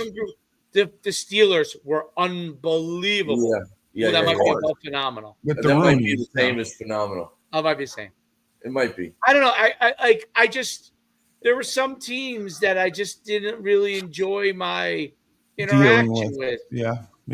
What about the Titans, man? Or I know a guy at the Titans pretty well. He was cool. He was cool. I thought they would glad hand me. I thought they were full of shit most of the time. Okay, because they were doing really well at one point, and then not. Well, I didn't like them. I dealt with the guy. What's his? I dealt with a guy that was a great guy there, a great guy, but I thought their process was not great. It must not be. Well, explain to me the process that they would go through. Things would die in a vine. Now you might have a guy so they watch the film. Almost every team I had a guy that the Saints were great. Yeah. Joey Vitt, his father. Yeah. They're unbelievable. And then the guy I can't remember who the Now he's GM. not going to say phenomenal because I'm messing with that. Well, I no, mean, most of the, I would say over half of the organizations were in that phenomenal category. But what's the process you would say that they go through with an undrafted guy? There were some guys that you talked to that had zero openness to a player that wasn't in their exact system that they had coming into it. They just here was our system. Check all the boxes. This is what we need. No, here was our list of guys. We're not looking at anything else. Mm-hmm. And they wouldn't. That was it. It didn't go any further. I would always have a guy that I could get to, but I would know based off of my conversation that it wasn't going any further. Yes. Oh my God! Wow. There were some guys that were not they would tell. A lot of them would tell you, they like how their organization was. Like this isn't like even before watching the film or anything, they would tell you. There were guys that would never watch any of the film, no matter how good your guy was. Yep, I totally agree. Well, hey, you could have had fucking. Hey, I'm gonna tell you just a story. When I was with the Bucks, Rich McKay was that guy. Right, he was a GM. Yeah. And that organization changed by the time I got dealing with them. Killing it. Like, I was playing better than Sean King. Yeah, you said that. You said that, yeah. I was playing just as good as Chris Sims. Yeah. If not better in practice, any rep. And Gruden comes up and I know I shared the story, but then Gruden told me, he said, yeah, man. He goes, Shane, you can play in this league, but I wish we could keep you. Rich isn't because I wasn't a part of their original process. And they were like, screw this guy. Yeah, if you screw up their plans. Yeah, exactly. That's crazy how that works. That's crazy that they wouldn't like if you called them and sent them film, they wouldn't even watch. They wouldn't even watch the guy and evaluate. I'll tell you what's funny. So like I had great interaction with Tim Bay. Now Rapone and me were close, Yes. Well, that's recent though. Rich McKay was in Atlanta at that time. It changed over by timing. Yes. Now Jason Licht, who's the GM now, he would take my call. Now I always felt like Jason Licht didn't, even though he would take my call. Like I always felt like he wasn't going to take my guy anyway. Right. But he was good at communication. I didn't care if you took my guy or not. I didn't care if you liked I didn't, like you didn't like my guy. Great. I mean, my guy wasn't for everybody, right? So, and most of my guys didn't last long. But Neville Hewitt did. Okay. Tim, who played at UConn, Tim Boyle did. He's back with the Giants. League. Trey Edmonds just retired last year. Yeah. I'm telling you. Dan Smith represented Tim Boyle, who played at UConn. You don't know. You should get him. I know Tim Boyle. Tim Boyle's back with the Giants. Dan Smith on your Husky Talk. That would probably be a ride. Yeah, that's true. Oh man, that'd be a fun one. Do you have a contact for him? Yeah, he's one of my best friends. Yeah. Oh, please send. I think he might have quit before his senior year, but okay. Yeah, played all the other years, and he'll probably give you. He retired. He didn't quit. He probably has a different perspective. If you ever got him or Jay Carrier on, they'd be great to get on. But they probably have a different perspective on Skip Holtz from me and Shane. That's fine. That's fine. I want to. They might say I hate that mofo. Yeah. I want to give everyone a voice. That's look at you, politically correct. But yeah. No, I got to tell Dave a story about this. Yeah. Okay. Yeah. What was it? I don't know. I forgot what else. Well, but those three guys lasted a really long time. Okay. And I had a few other guys that lasted a few years.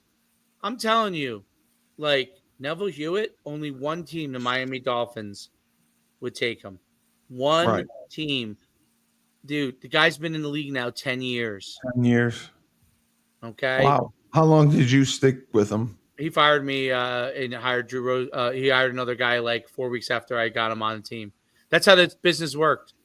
But I got a nice check for it. But so it worked out. Don't you get paid off of it still? I did get paid off of it. The original contract. I did get paid, yes. Okay. Yeah, he was on to the next guy. What? He fired you after a month? Yes, because other people got in his ear. They come and poke him? They said he should have. They thought he should have got drafted. Dude, he had a neck injury his junior year, like literally a neck, like broke his neck. They poach clients? What? They will poach your clients? Oh, no doubt. Are you kidding me? Well, I thought all of our clients got poached at one point or another. Oh, so the contract means nothing. The only two guys who never got poached, we were out of business when Tim Boyle left us, and then and same thing with Trey Edmonds. Those guys, we left the business. So but everybody else at some point or another got poached, so most. But so the contract it doesn't protect you other than you get money from the first contract they signed? Well, you don't. You have to fight for that money too. You have to. Really? Yeah, you have to fight for it. I had no idea. They'll claim nonsense. The union protects the players. Okay, yes. So as an agent, you're in the basically you have no union, protection, but you have zero. Like, so you're gonna battle for it. But if you like, that's awful. But yeah, so if you wanted to battle it, you would have to go through a whole system. You probably would win, but. You spend more money going through it, right? Yep. Oh, yeah. Yeah. Because it's not arbitration, right? It is arbitration, yeah. Oh, it is arbitration. But you still have to have a lawyer and everything for arbitration? Yeah. Well, a lot of times most of the guys are lawyers, so they represent right. Wow. I didn't know that. Let me tell you, I learned the most about business being as an agent in the NFL than anything else I've ever done. Like no is a good answer. Players don't understand this. Like if I was representing Shane or you, and I told you things that I tried to explain, you wouldn't understand. You would just not. You wouldn't understand it because it's not going to make sense to a player who has a certain amount of capabilities and a certain amount of ego, right? It's just not going to make sense. Why am I not getting in? Why? Give me an example. Well, I know. That you went through. I was a glorified cone. I'll take it back. There's some players that no one ever understands it. As they say. But they understand that you're doing your best. Right. There are players that understand you're doing your best, but no player's ever going to understand why they're not getting picked up. Well, your best isn't good enough. You have to understand that. I mean, that's what I figure. When you're representing somebody, you can't tell your own client, hey. No, but like when at the end, me and Dan used to have a process, which we would be like, we would just tell them, we're not going to be able to get you there. Get another guy. We would tell them it. Usually that meant that we realized we talked to everybody and we realized they don't think he's good enough. And if we get no traction, you got to move on. Yeah. Like maybe another guy might be able to get you in. I don't want to hold you back. Most of the time, we know that most of the time the player just isn't good enough. Right. Yeah. But you take what you can take. Sometimes, and players would think, you catch lightning in a bottle. You don't believe in me. I'm like, no, we're representing you because we do believe in you. We do. It's not us that don't believe in you. Yeah, it's the NFL that doesn't believe in you. It's all the other teams that don't believe in you. Yeah. But there's a lot of bad agents that lie, okay? Yes. And that's the reason why that is the way it is. Yeah. There's great agents that lie, meaning there's a lot of really successful agents that lie too. Okay. Absolutely. Jimmy Sexton. Yeah, but like the truth is that you really realize that the best thing you do is just kind of be upfront with them and do the best you can. And, but yeah, I mean, listen, I've had parents curse me out, like threaten my life. Threaten your life? Yeah. For not getting their kid a contract? Absolutely. They all see it as life-changing money, man. Well, of course it is, but the rarity of making it in the you'll laugh. My answer to that, as soon as my life is threatened, I say goodbye, have a nice life. I just hang up. I just hang up the phone. That's it. Never talk to them again. Like once I started coaching, there's no point. College ball, and then I look back on my career and watch my own film. I could tell like probably the best that I could have been, maybe a practice squad guy. I mean, that's probably the highest I could have been. Listen, some of it is about opportunity. Those players are like some of my free agent guys have the fact that they've lasted, 3 of them have lasted this long, tells you that they make a ton of mistakes. So the players aren't necessarily wrong when they're saying I'm good enough. Right. What basically it comes down to is they're not going to give you an opportunity. Absolutely. It does not mean that you're not good enough. Because it's hard to understand that. No, yeah. And the thing is, it shows that the personnel people in that personnel department aren't good enough at their job. So they don't want to be wrong. So they're not going to give you a chance because they don't want to be fired. They don't want to get fired. The scouting group works. This you don't know. Not the director of not the head, like the management level scouting guys. All the scouting guys are on year-to-year contracts. Absolutely, you know that. And they don't want to get fired. And the thing is, you're exactly right. And the thing is, though, is if they, like, for my personal example, they invested like $400,000 in Chris Sims already as a signing bonus or whatever. So they got to keep. They're not going to get rid of him to bring me on because now the team, they're like, no, we got to get his value back before we get rid of him. I mean, we are all products. We are, and you don't want to be the guy that brings in the wrong product. I'm just surprised you didn't get a practice squad with them. That's surprising. I know, exactly. But at that time, they only had 4 guys on the roster, 4 quarterbacks. Yeah. One of them was on IR. You know what the big deal? Now, I don't know who Shane's agent was. I'll tell you one of the things that's really important. We tried really, really hard to do this, but it doesn't always work this way. We tried really, really, because with free agents, you really don't have a lot of choice, right? Right. You got to take people that want you for the most part. But if I had a choice, like meaning I had a few teams interested in a guy, like that would usually be a guy that was going to get like a $5,000 to $10,000 signing bonus.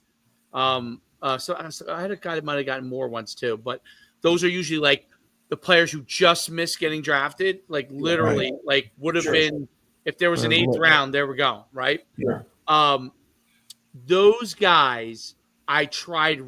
Me and Dan tried really, really hard. Tim Boyle was one of those guys. He's a shock. Right. We had this tight end from Southern Illinois who had a 4.1 shuttle at 6'7". Okay. Oh, who was one of those guys. He got a 10,000. Now he actually did. He probably only had to take one step to touch the one line. You're 100% right. He knew he was very good at it. He had to bend over. He could get low. It was amazing. Yeah. He actually, his name is Adam Feen. He was a fantastic athlete. Yeah. He wasn't fast. He was probably like a 4'9", 40 guy. But that's probably why he was at Southern Illinois. Right. And he played for the guy that you know, Shane. Yes, the quarterback. Great coach. Who I actually coached. And we ended up getting rid of him from a quarterback. And now he's coaching at Southern Illinois. He was a great guy, by the way. He let me get access to all his guys. Down there with humble. Awesome. But anyway, he would tell me guys that represented him that he thought he's like, you can represent him, but I'm not sure. You know, how long did you do it for? Was it 9 years? You said 6 years. You did it for 6. Okay. But he had an unusually high number of guys. You need to be my agent, Steve, because you are great at emphasizing numbers on the positive side. Mack Brown was at North Carolina for 15 years. Schuman was an agent for 9. Yes. No, but that's why I think Dave now could be an agent for NIL stuff. I hated it at the end. Yeah, but I think you should do it for the college kids. I hated getting fired when you did all the work to get them there. No matter how much you explained to the player how hard you worked to do something, they did not believe you. I'm just telling the truth. They literally did not believe you. I can't believe that. You were under the assumption that if you're good enough, you're going to make it. But that's not how it works. The truth is I have thick skin. Yeah. Like, I think I need to have less of an ego. Honestly, me and Dan need to have less of an ego. Say that one more time. We need to have less of an ego. No, but I think you could absolutely do NIL stuff and kill it. Yeah, that's what I think. Collecting the money from. Okay, so I'll give you the downside. The positive side is, great, he signs him for $1 million, and you're getting more percentage. Like maybe you might get 10%. Yeah, you get 100K. Yeah, awesome. But now collect that money. Yes. But you have it on paper. There's no. The one thing that was nice about the NFL was there were rules. So a player signed with you. It's 3%. And they had to pay you their percentage at the end of the season. Okay. Yeah. You had a certain window of time to pay it and all that kind of stuff, and you could go to arbitration if they didn't do it and all that kind of stuff. A player, you make $100,000 from a player. Player decides, usually family. Honestly, the truth is, it's not usually the player, the family. Family says, "Fuck him, he didn't do anything." Right. We'd have got that million anyway. Yeah. We'd have got that million anyway from them. Well, Shane got us $2 million. I ain't paying him 100 G's. Okay. Now what? Now what? I talked to Carl. You're gonna spend 100 G's trying to collect that money. Yeah, that's true. I talked to Carl Bond. I talked to Julius Trench's Dave. They have guys who are Division I FBS prospects, 10th grade. Why wouldn't you take them and try to get them NIL money? Nope. You know what I would call? Because you don't think you get Drew Rosenhaus. Hello, Drew. He'll go. Are they signing with Alabama, Tennessee? Yes, they're signing with one of those schools. He'll go. Okay, I'll give him my number. We'll send them to a guy who does this every single day, who has 10 guys working for him. Now, I think you could get better service from a smaller agent like me? Absolutely. Right. You're a big. Personal. It's more personal, but you need a guy. But for Rutgers, for the Jersey kids that are going to Rutgers, why? There is a guy that does it in Jersey, actually. Why, but I'm saying, why couldn't you do it? I don't want to do it. Purely because you don't want to. Okay. I have no desire to be in. But you don't think you could have success doing it? I used to call it bad money. Okay, meaning bad money. Dude, let me explain to you what would have to happen for you to land a deal. Okay, it could be look. I could tell you this: if my son is that good, I now know how to handle everything because I've been. If he becomes that kind of a player, I know what to do because I was an agent, and I know how the players think about it as well. Yeah, okay. So I would know how to handle it the right way. Now I would be easy to deal with because I understand all those things and I would know what the value is and I would find the right guy for it. Whether it was a big agent or a small agent, I would find the right guy. Most people don't know who to go to. Okay. No, and you're right. There are a lot of people that probably say, "Oh, Dave, I would go to you because." I just think because of the connections you have. Here's what happens, though. Here's what happens. This is exactly what's going to happen. You go and you represent somebody, and you negotiate an NIL deal. Let's say with Bleeding Blue for a kid. For a kid, he's coming to UConn, and he gets X amount of dollars, and you have a contract with him, and you're going to get paid X percentage of that. Okay, so. That player is going to go to UConn. When he goes to UConn, the second he gets an NIL deal, every agent in America understands that he's getting an NIL deal. And they're all calling him saying, I can get you more than Dave got you. Absolutely. I just absolutely. They're all going to call. There's no protection. Jerry Maguire was not based off of fiction. That was based off of reality. No, I just thought the agent had more protection. You know who I could represent and get. You know the kids I coach in my youth program. If a few of those kids went on and played Division I, Brock, you get Brock. I've been around those kids since the time they were kids. I know their parents and I hang out with their parents. Yep. I could probably represent. Yep. Okay. But so you're saying, maybe the next town over who might know me and that kind I think you're pretty well known, but you're saying you wouldn't do it purely because you think you would get poached. You'd get a kid a deal and then he'd get called by 5 other agents. I don't like the feeling of being because there's no rules. There are people that don't mind it. Me personally, I don't like the feeling of somebody looking at me and saying, I don't think you're doing a good enough job when you are doing a good job. Now, there are some appreciative people. that Tim Boyle was very appreciative. That's the Trey competitive Edmonds was aspect. very appreciative. They were great people. Okay, Adam Feen was great. Nate Wozniak, who was in the league for a few years, I'd stopped being an agent, but he was I helped him get his next agent. Okay, they were great guys. Okay, great guys. So those guys would not be in that category. You're going to have great guys you represent, great families, and their families were great. I really, really, really like. Yeah. But I'm telling you, for those, what wore me down was not those guys. It was for every one of those guys, there were 5 guys that were completely unappreciated of it. They wanted more That and felt percentage to me, that 20% percentage, like in coaching football, if you do a pretty good job, I would say it's 80-20 the other way.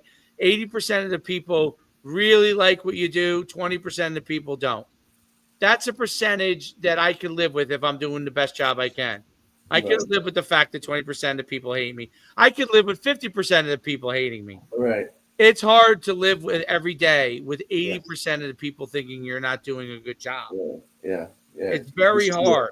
Feel like even when you get them even the good people, when you get them a contract, even the really good people want more. Absolutely. Well, yeah, they all do. I get that. Dave, do you think that they'll put some sort of regulation on NIL agents? Some point, so to speak. I don't know. Yeah. But it's going to be hard because college is different. College is not like the NFL where it's really a pure business. They have collective bargaining. Yeah. They have, they have a union. They're protected. I can't think of his name, but the guy who's the head of the union. D'Ambrosio Smith. Half the people, D'Ambrosio people. Half of them love him, half of them hate him. But D'Ambrosio Smith has a process of how he goes through everything. Like I always said that, like, I don't care whether you like him or hate him, hate the union or like the union. There are things I hated about the union. There were things I liked about the union. There was a process to it which helped make the NFL a better place, right? Now, there's some unions that I think are terrible in business. I think the NFL, there's always ways you can improve the union, but for the most part, I think it's helpful to the NFL process, okay? There are unions like like for example, the teachers union, which is like the biggest unions in the world, right? Those unions, there are people that argue it's good. There are people that argue it's bad. There are things that are good about the union in protecting teachers. There are some things that are really, really bad and affect students in education that are bad in the union. Now, I don't know if a teachers union is good or bad. I really don't know the answer to that. But because I'm not in it to every single day, I'm an outsider. But having been in the NFL portion of it, and you know me, I'm a capitalist. So I'm saying this as a capitalist who probably, for the most part, is probably more on the unions aren't that good side of it. But I think there are places where the union is. I think the NFL, there is a very level of importance to the union. I think at some point for NIL, there is going to be a need for some form of unionization. Yeah, like coal mining. It's at its infancy. Coal mining. It's so young. It's so young. Coal mining, there was no union initially, right? Like you see the songs, like some of my favorite country songs. The Van Leer coal mine, the coal miner, the guy who owned the company, owned the whole town. Shane, growing up in Pennsylvania, even though his town was a coal, you probably know of people that were involved in factories that, basically back in the day, they owned. Everything was unionized.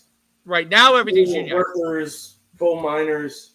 Yep. Like you needed some level of unionization in coal at some point because Carnegies of the world were basically they basically owned these people, right? I mean, they weren't slaves, but it was a monopoly, right? Absolutely. So, but Dave, like with your program that you help with recruits and everything, do they ever ask you about that NIL stuff and ask if you can help with that? I became an agent originally in the NFL. Yeah, people that would come through my program were like, I'm gonna give you one example.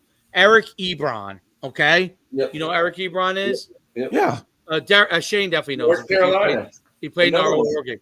Yeah, and you know Michael Dowdy, right, Shane? Yeah. You know who Michael Dowdy is, Steve? Yeah.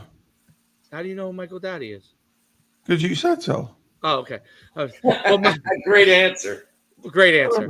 I don't know Dowdy. So Michael Well, Dowdy you know worked our events. He was from Yeah. North Carolina. Yeah. He I didn't know exactly how his level, but he basically helped raise Eric Ebron. He's friends with very very good relationship with him. And when Eric Ebron knew his mother really well, when Eric Ebron was coming out, he had come through our camp, coming out of the NFL. Oh, sorry. I thought the closet. NFL. So when he played in our All World game, he had come through our programs, and Michael was one of the coaches in our programs. This was around 2013. Michael was looking for an agent. I was not an agent yet, and they were trying to navigate it. Okay, now Eric Ebron ended up signing with Bus Cook, who's one of the biggest power broker. He's Brett Favre's agent. Okay, yeah. Bus Cook's a huge agent, but when he was going through that process, he didn't know when he was going on. So I connected him with a few people, like Sports Stars, which is a big agency, a few people, right? And they kind of knew me. And that was kind of how a few other people at that time, Mariota, I had talked to their parents. Right. Okay, I known them. So I kind of had some conversations with their parents about it. And that's when I was like, people were like, maybe you should start doing that. And I was like, I don't know. Yeah, right. And that's kind of how I got it. So the same thing will happen in NIL, is happening in NIL. I learned from that process that two things: just because they know you doesn't mean they're going to go with you. Correct. And just because they go with you and they know you doesn't mean they're going to enjoy how you represent them. Mm-hmm. Now, there's a positive side to it. I'm making it sound negative, okay? No, there is a positive side to it. I just saw that the negative side was greater than the positive side for me. The pros and cons. I understand. You would ask Drew Rosenhaus, who's obviously like almost a billionaire from this, he would see all the positive sides to this. He was originally a University of Miami alumni. That was kind of how originally he would see all the positive sides of it. Yeah. Right. I see personally more the negative sides of it. Well, because I get it, because you would be someone that obviously, like, no one's poaching Drew Rosenhaus. No, they do. Oh, they poach him. Oh, they do? He gets poached too? All the time. Wow. Holy shit. Wow. And he poaches people all the time. No, I could see. He represents like 150 guys in the NFL. No, I know he does. I never would think. Trust me, he has guys that are unhappy. Right. Plenty of guys. Right. Plenty of guys are unhappy. And somebody's sitting there talking to that guy. So I told you how it was going to happen.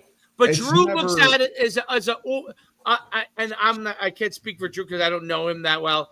But if I were to kind of get in Drew's head, Drew looks at it like, I represent 150 guys. Some of these guys are going to be unhappy. Some of these are not. I'm going to keep pushing the envelope and keep representing a lot of stars and get them a lot of contracts. And in the long run, my company's going to be successful. And the guys who are going to like me are going to like me. Yep.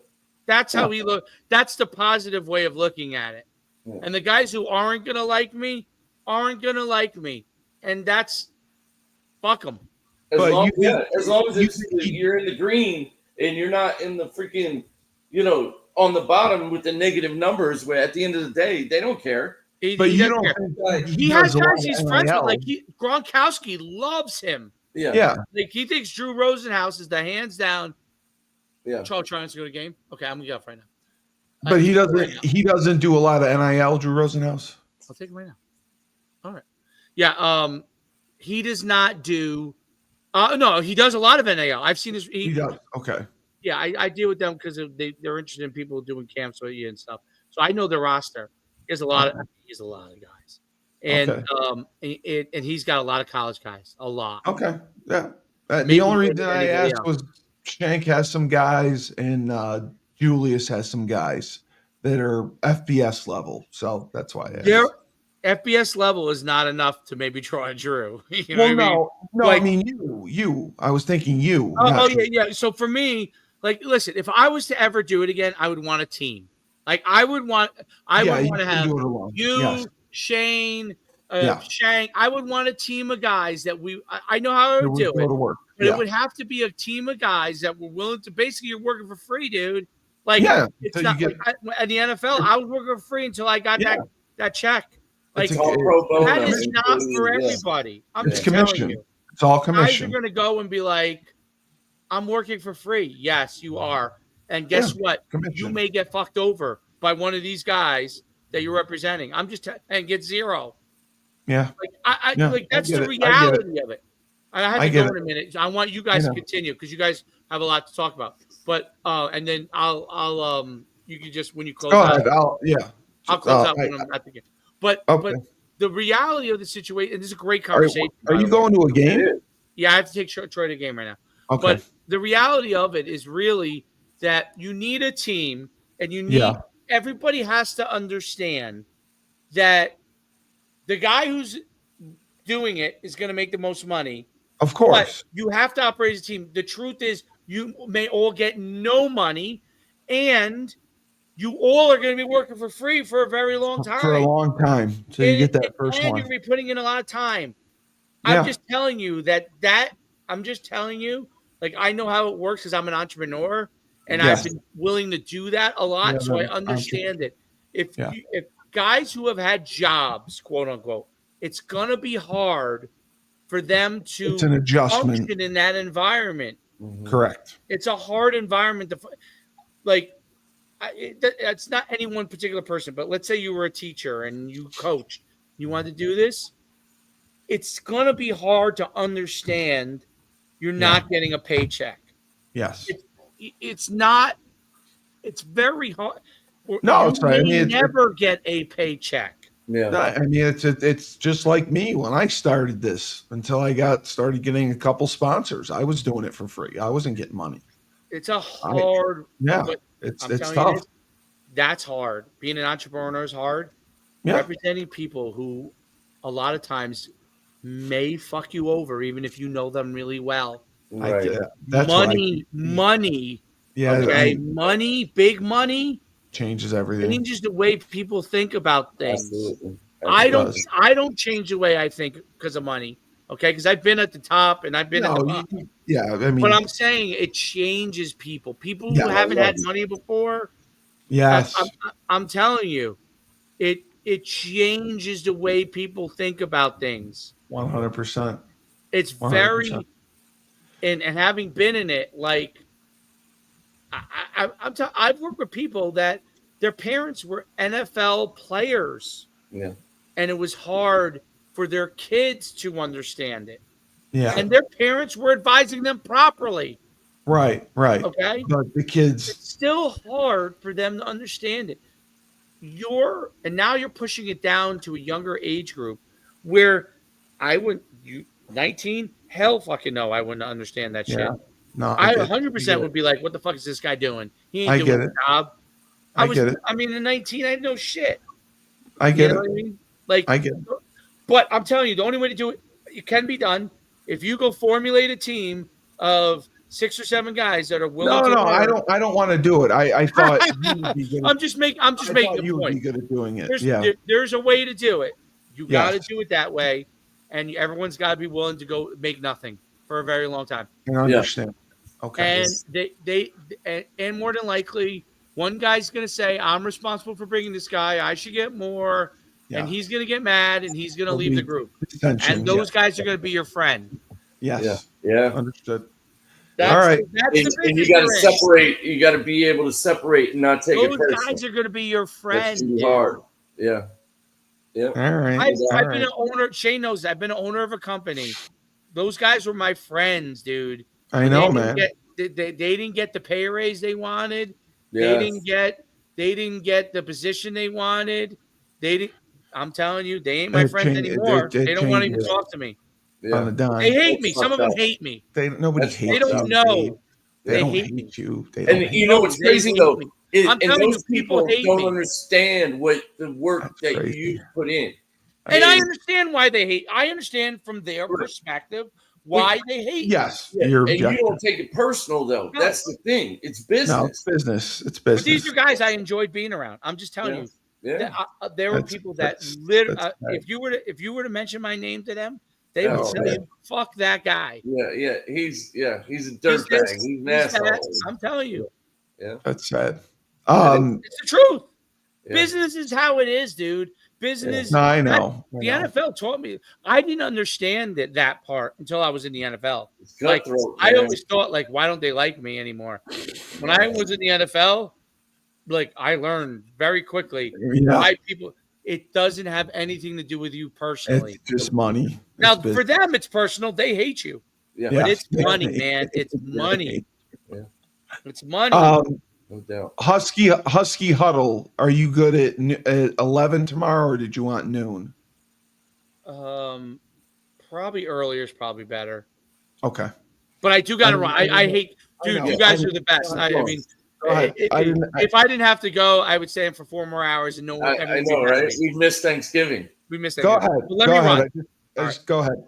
All right. Thank you. All right, you got it. All right. Talk to you later. Again, congrats, bro. And happy Thanksgiving. Happy Thanksgiving. Thank you. Bye. All right. And now there were 2. And now there's only 2. So who did we not talk about? The Bills and the Jets, really, huh? Well, I just wanted to get your thoughts again. Daniel Jones gets, first of all, benched. Then he gets cut. Yeah.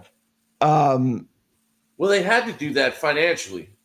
They didn't have to do it financially. It was if he got injured, then they would have been on the hook. I guess that's kind of where I was going there with that. But he got all his guaranteed money. They don't owe him anything. He was going to be gone at the end of the season anyway. I thought that he handled it professionally. He handled it well. I think it was a mistake to go to Tommy Cutlets, and you're paying Drew Lock $5 million and you don't play him. I think that's nuts. Yeah. I think Joe Shane and Dayball need to go. They do. And it's just sad. Because they put that team in a bad situation. Look at how much money they invested into one position. And then $180 million, 4-year contract, and 2 years in, he's gone. Yeah. And again, like I said to you, if I'm the GM and, we're having a staff meeting with the coaches in July before camp starts, we're going over the roster and I'm looking at it and I'm thinking to myself, boys, we got it. This is it. Yeah. We got the squad. We're going to win the NFC East. We're going to go to the Super Bowl. Look at this. Look at all this talent we have. If that's what they said, they all should be shot. Absolutely. It's not even close. You let like you said earlier, you let your by far best player on the team. Your only dynamic offensive. Only exactly. Well said. And probably potential MVP of. He is. He's in the MVP race, and it was over $3 million. $3 million. That's all it was. It's disgusting. It is. If it were a quarterback, it wouldn't even be a question. Nope. And that's nonsense. That's why they went with Daniel Jones. They felt. I truly believe everybody's in this whole mindset of running backs are replaceable. Receivers are replaceable. They are. Look at Cincinnati with the receiver they signed to the extension. T. Higgins or Hayes or Chase, Jamar Chase. Yeah. Yep. But both of them, Chase and Higgins, the fact that they kept both of them allows more Chase to get more one-on-one matchups. Exactly. You got to worry about Higgins. Exactly. They paid that. Now they got to put money into their defense. But my point of that example is, oh my God, $3 million is not a lot of money in the NFL. I didn't even know this. Daniel Jones just got signed. Oh, he did? By who? He just got signed an hour ago by the Minnesota Vikings. What a great backup to have. You know what? It honestly is. And Kevin O'Connell, the head coach, resurrected Sam Darnold's career. Absolutely. I mean, now the problem is J.J. McCarthy is coming back from injury next year. He was the first round draft pick. I'm sure Daniel Jones is probably on a 1-year contract then. Yeah, he is. Yeah, they're just finishing out his deal now, which the Giants are paying for anyway. Like the Vikings won't pay him anything. Yeah. Everything will come from the Giants. Dude, but 27 years old. He's probably a great team guy. He is. He is a great team guy. I mean, he's had some injury problems. You got to understand. He had 4 different head coaches since his time. You know, Yep. He had McAdoo. He had Shermer, Joe Judge, and now Dayball. He's had different offensive coordinators. So he was never put in a position to succeed with consistent coaching. I think that's huge. You know, you're learning a new system every year. You're never getting comfortable. Absolutely. But Darnold, go ahead. I was going to say real quick, Daniel Jones, the thing about it is he's never been on the practice squad, so he's still potentially they could pay him whatever he's getting paid, and he doesn't even have to like suit up. Well, yeah. I mean, and take a roster spot. You know what I'm saying? Yeah. What happened was he cleared waivers, so now he's just going to get paid by the. Okay, no, I'm sorry. The Vikings signed him, but they signed him for the minimum. He's going to get paid $375,000 for the remainder of the season, and they're going to put him on the practice squad to start. Oh, they are? Okay. Yes, because they have a couple quarterbacks right now, and until he learns the system, then they would move him up. Now their concern is he could get signed off the practice squad and go somewhere else. That's what he's worried about. Yeah, but the thing is, the Vikings will have an opportunity then to match that and activate him. Yes. But Minnesota's quarterback depth chart is not good. I mean, they have Darnold, then the backup is Nick Mullins and Brett Rippon, and both when they had to play were awful. Is Brett Rippon Mark Rippon's son? Correct. Remember him? Yes. Yeah. Okay. So they need a quality backup, and he at least can do that. And then it says going into 2025, there's only one quarterback under contract, and that's McCarthy. Yeah. Darnold was only on a 1-year deal. Now Jones is, he's on a 1-year deal. Right. So he could definitely come back. Dude, they're in a great position. Minnesota just put themselves in a great position. I personally think Daniel Jones, you can win with him. Absolutely. He had look dog at all shit. the ex-Giant football players that are balling right now on other teams. There's like 2 or 3 of them. Yeah. I mean, he had dog shit in New York. Yeah, absolutely. So this is good. You know what? I'm happy. Yeah, I'm happy that's a happy Thanksgiving for him that he got signed. No doubt about that. Really good. Now living in Minnesota, it's a beautiful city, but it's really cold. Oh, it's cold as hell. But I mean, it's not like feeling warm now. It's not like Buffalo. I just wanted to check. Nice segue. Well, no, I just wanted to check. I didn't know. I don't see Buffalo. Okay. Maybe Buffalo is off this week. Maybe this is their bye week. They have the Niners. Oh no, they're playing the Niners. Oh wow. So they got flexed to the night game. Yeah.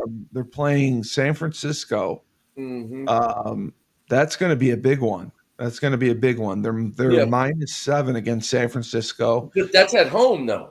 Yep, they're home. San Francisco's been down. They've been, they've had injuries. They're 5-6, but they're still in good shape for the AFC West. because NFC West. the NFC West, they're still only a game out, so they could go on a run and come back. Yeah. What do you think about this? I mean, Buffalo has just been unbelievable in my opinion. Josh Allen, I think he's right now. We talked about Saquon Barkley. I think he's right now. Josh Allen is, in my opinion, I think he's a little bit ahead of Saquon. Yeah, Saquon has maybe more magical plays. He is ahead of him. Yeah, but I think Josh Allen. I mean, you look at that run he had against the Chiefs to like seal the deal. That game was a one-score game until he made that run and sealed the deal there. And you have to remember, Shane, a running back has not won the MVP trophy since Adrian Peterson back in 2010. Right. So, what year was that again? 2010. Oh, okay. I thought it was 11, but yeah, you're right. 2010. Maybe it was either 2010 or 2011. No, you're probably right on that one. I personally think the Bills, that it's at home. The Niners coming from the West Coast, coming off a tough loss with a lot of injuries and playing up in Buffalo. It's starting to get a lot colder here up in the Northeast. I don't see the Niners really pulling this one out, even though if they win this is a big game for the Niners. But this is a opportunity for the Bills to really separate themselves in the AFC against Kansas City, because Kansas City lost again recently. No, they lost, I think, 2 weeks ago. I thought they won last week, but it was another close one. Yes, that's right. They made yeah. But no, I'm sorry. I'm wrong. Buffalo beat Kansas City last week. Yeah, that's what it was. But Buffalo the Chiefs are currently, what are they right now? Are they? They beat the Panthers. Barely beat the Panthers. Yeah, they had the field field goal. They went to overtime to beat them. Yeah. But yeah, and they should have lost that game, to be honest. Yeah, no, and Josh Allen's. I mean, his numbers aren't spectacular. They're phenomenal, bro. Like they're ridiculous. Well, I keep forgetting. There's 8 weeks left in the season, so yes. Right. You're right. He's got 18 touchdowns to 5 interceptions, 2,500 yards passing. So he easily should have 30 touchdowns and well over 3,000, probably 4,000 yards. Not 4,000 plus maybe 600 to 800 yards rushing, possibly 600 yards. Oh yeah, I didn't even see that. Yeah, he's running the ball really well as also. Hell, he was against the Chiefs. He was the leading rusher, 12 carries, 55 yards. He's got 316 yards rushing. Yeah, and Cook is their leading rusher with 596. Who is pretty dang good too. James Cook, he's done a good job, and I give him credit. Keon Coleman turned out to be a really good draft pick. I love their tight end, Dalton Kincaid. Yeah. And then the pickup of Amari Cooper, I thought was very ingenious. I thought that was a great pickup. Amari Cooper is still underrated, man. Very older, but that dude's a baller, man. Very, very. And, losing Stephon Diggs, they never truly replaced him. So Amari Cooper's the guy that has stepped in and done a good job since he's gotten there. I'm just trying to see now where our Jets are. Those they're playing Seattle. Oof. Yeah. It's a home game. So Seattle's only -2. That game.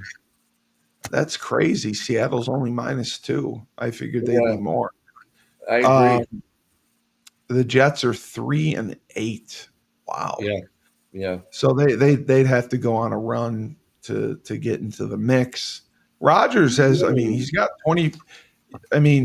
Rodgers hasn't had a bad season. He's got 2,400 yards passing, almost the same numbers as Allen. He got 17 touchdowns, 7 interceptions. Yeah. But he's taken a million sacks. He's been sacked 26 times. Dude, and that's the thing is he doesn't have that mobility he used to have, and he's not making the plays in the key situations like he used to do. No, he doesn't throw the ball downfield. He's only averaging 6.4 yards of completion. Yeah, and you wonder is that play calling, but at the same time, basically Aaron Rodgers has the ability to check anything he wants to check to. It could be play calling since his boy Nathaniel Hackett got demoted. Yeah. So who knows? But again, like Breece Hall is just underutilized. I mean, agreed. 632 yards rushing in 11 games. I mean, this guy is a 1,500 yard rusher easily. Absolutely. And it was kind of ironic what you said. They have to go on a run. I was going to say, no pun intended, but truly pun intended. They need to run the ball more. They do. I think it'll help with pass protection. Take the pressure off of Rodgers and that offensive line. Yes.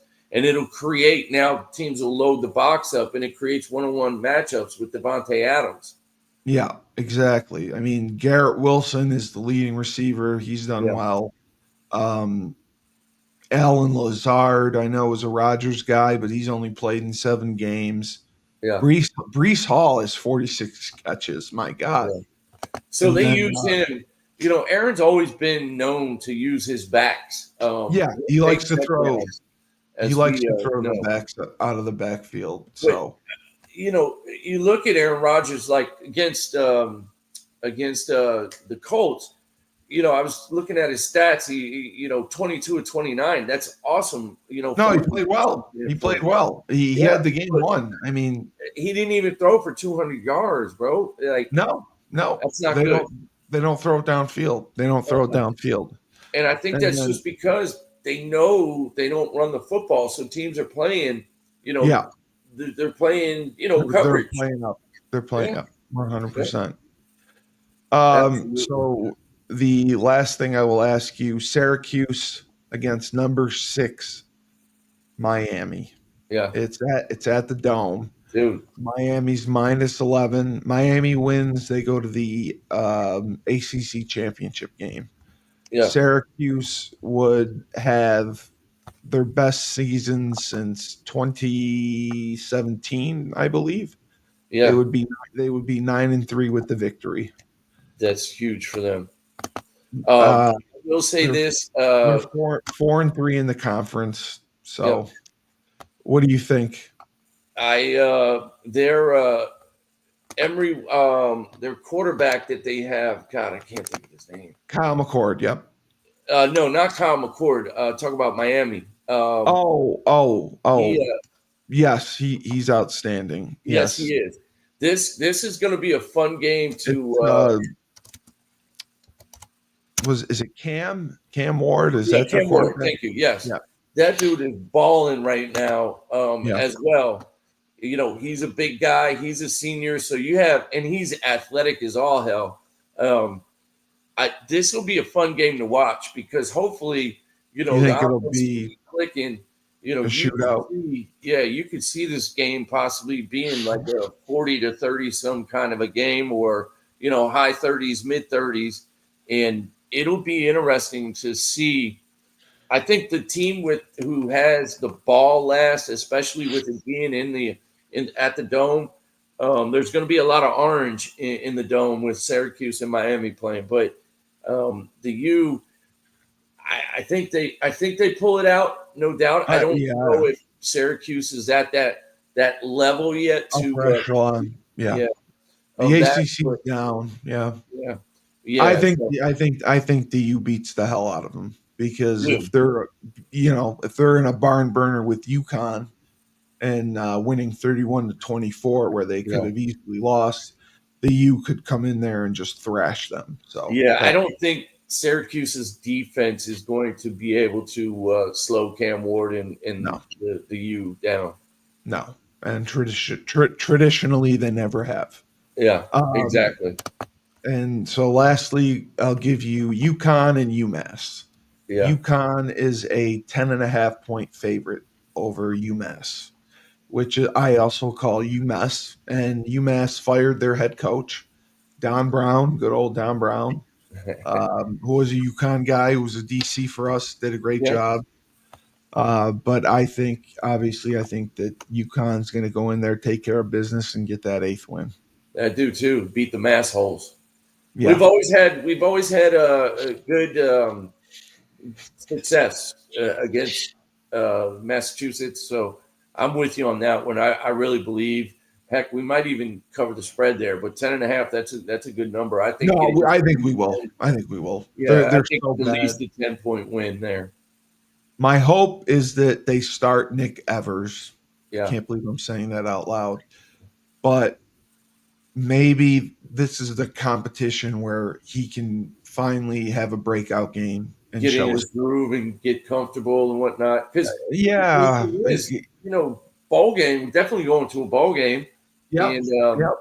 And I think and they need Joe's to get Edwards the ball and Skylar Bell the rock. Like those two guys should have at least, Skylar Bell needs at least 15 targets, and Cam Edwards needs to touch the ball at least 20 times. Yeah, that was the disappointing part. Skylar Bell did have 10 catches. Yeah. Cam only rushed the ball like 7 times. They only had 17 rushes. Even if they use him in the screen game, like we were talking about, man, they tried a little bit to do that. They tried a little bit to do that. They got the ball knocked down on the screens they ran.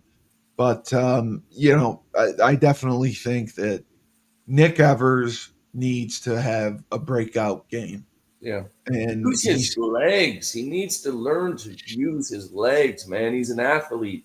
Like, he's not a Lamar Jackson, Michael Vick athlete, but he can run. He's good enough.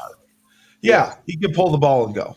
Yeah, and he needs to be creative on certain throws as well. Like not every throw is going to be a normal, his throw. That's why his timing's off. His footwork's not great. I don't like his throwing motion. I think he winds up. Sure. He throws a nice fade, but I think his read progression is off. I think he comes off guys too fast or doesn't know which side to go to. So I think that's a big deal. Coverage recognition, knowing who you're going to. Yeah. But this is the game that they should take advantage of. Yeah, I truly believe we have better athletes than they do from top. We do. This has got to break. Joe Figiano's gone next year. They have a couple freshmen that could be okay, but they're paying Evers. They got him for 2 years. Yeah, let's get him going. Let him play. Let's get him going. Yeah, absolutely. He's got to cut it loose and get it going. And I agree. There's nothing else we can do. So we'll leave it at that. No. So this has been Steve Cully's Festivus of Sports. Festivus of Sports. Yes, it's a Festivus for the rest of us. Absolutely. Thanksgiving Festivus. Studio 25 Podcast Network. Studio 25 Podcast Network with Creative Outpost and executive producer David Warner. We thank you. Happy Thanksgiving to everyone. Shane, happy Thanksgiving to you as well. Same to you, brother. I hope you eat a lot of turkey. I'm going to eat a lot of something. Turkey, everything. I hear you.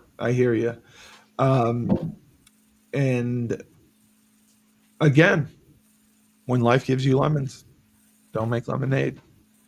Take 2 oranges and throw them right back at life. All right, beautiful. I got the recording.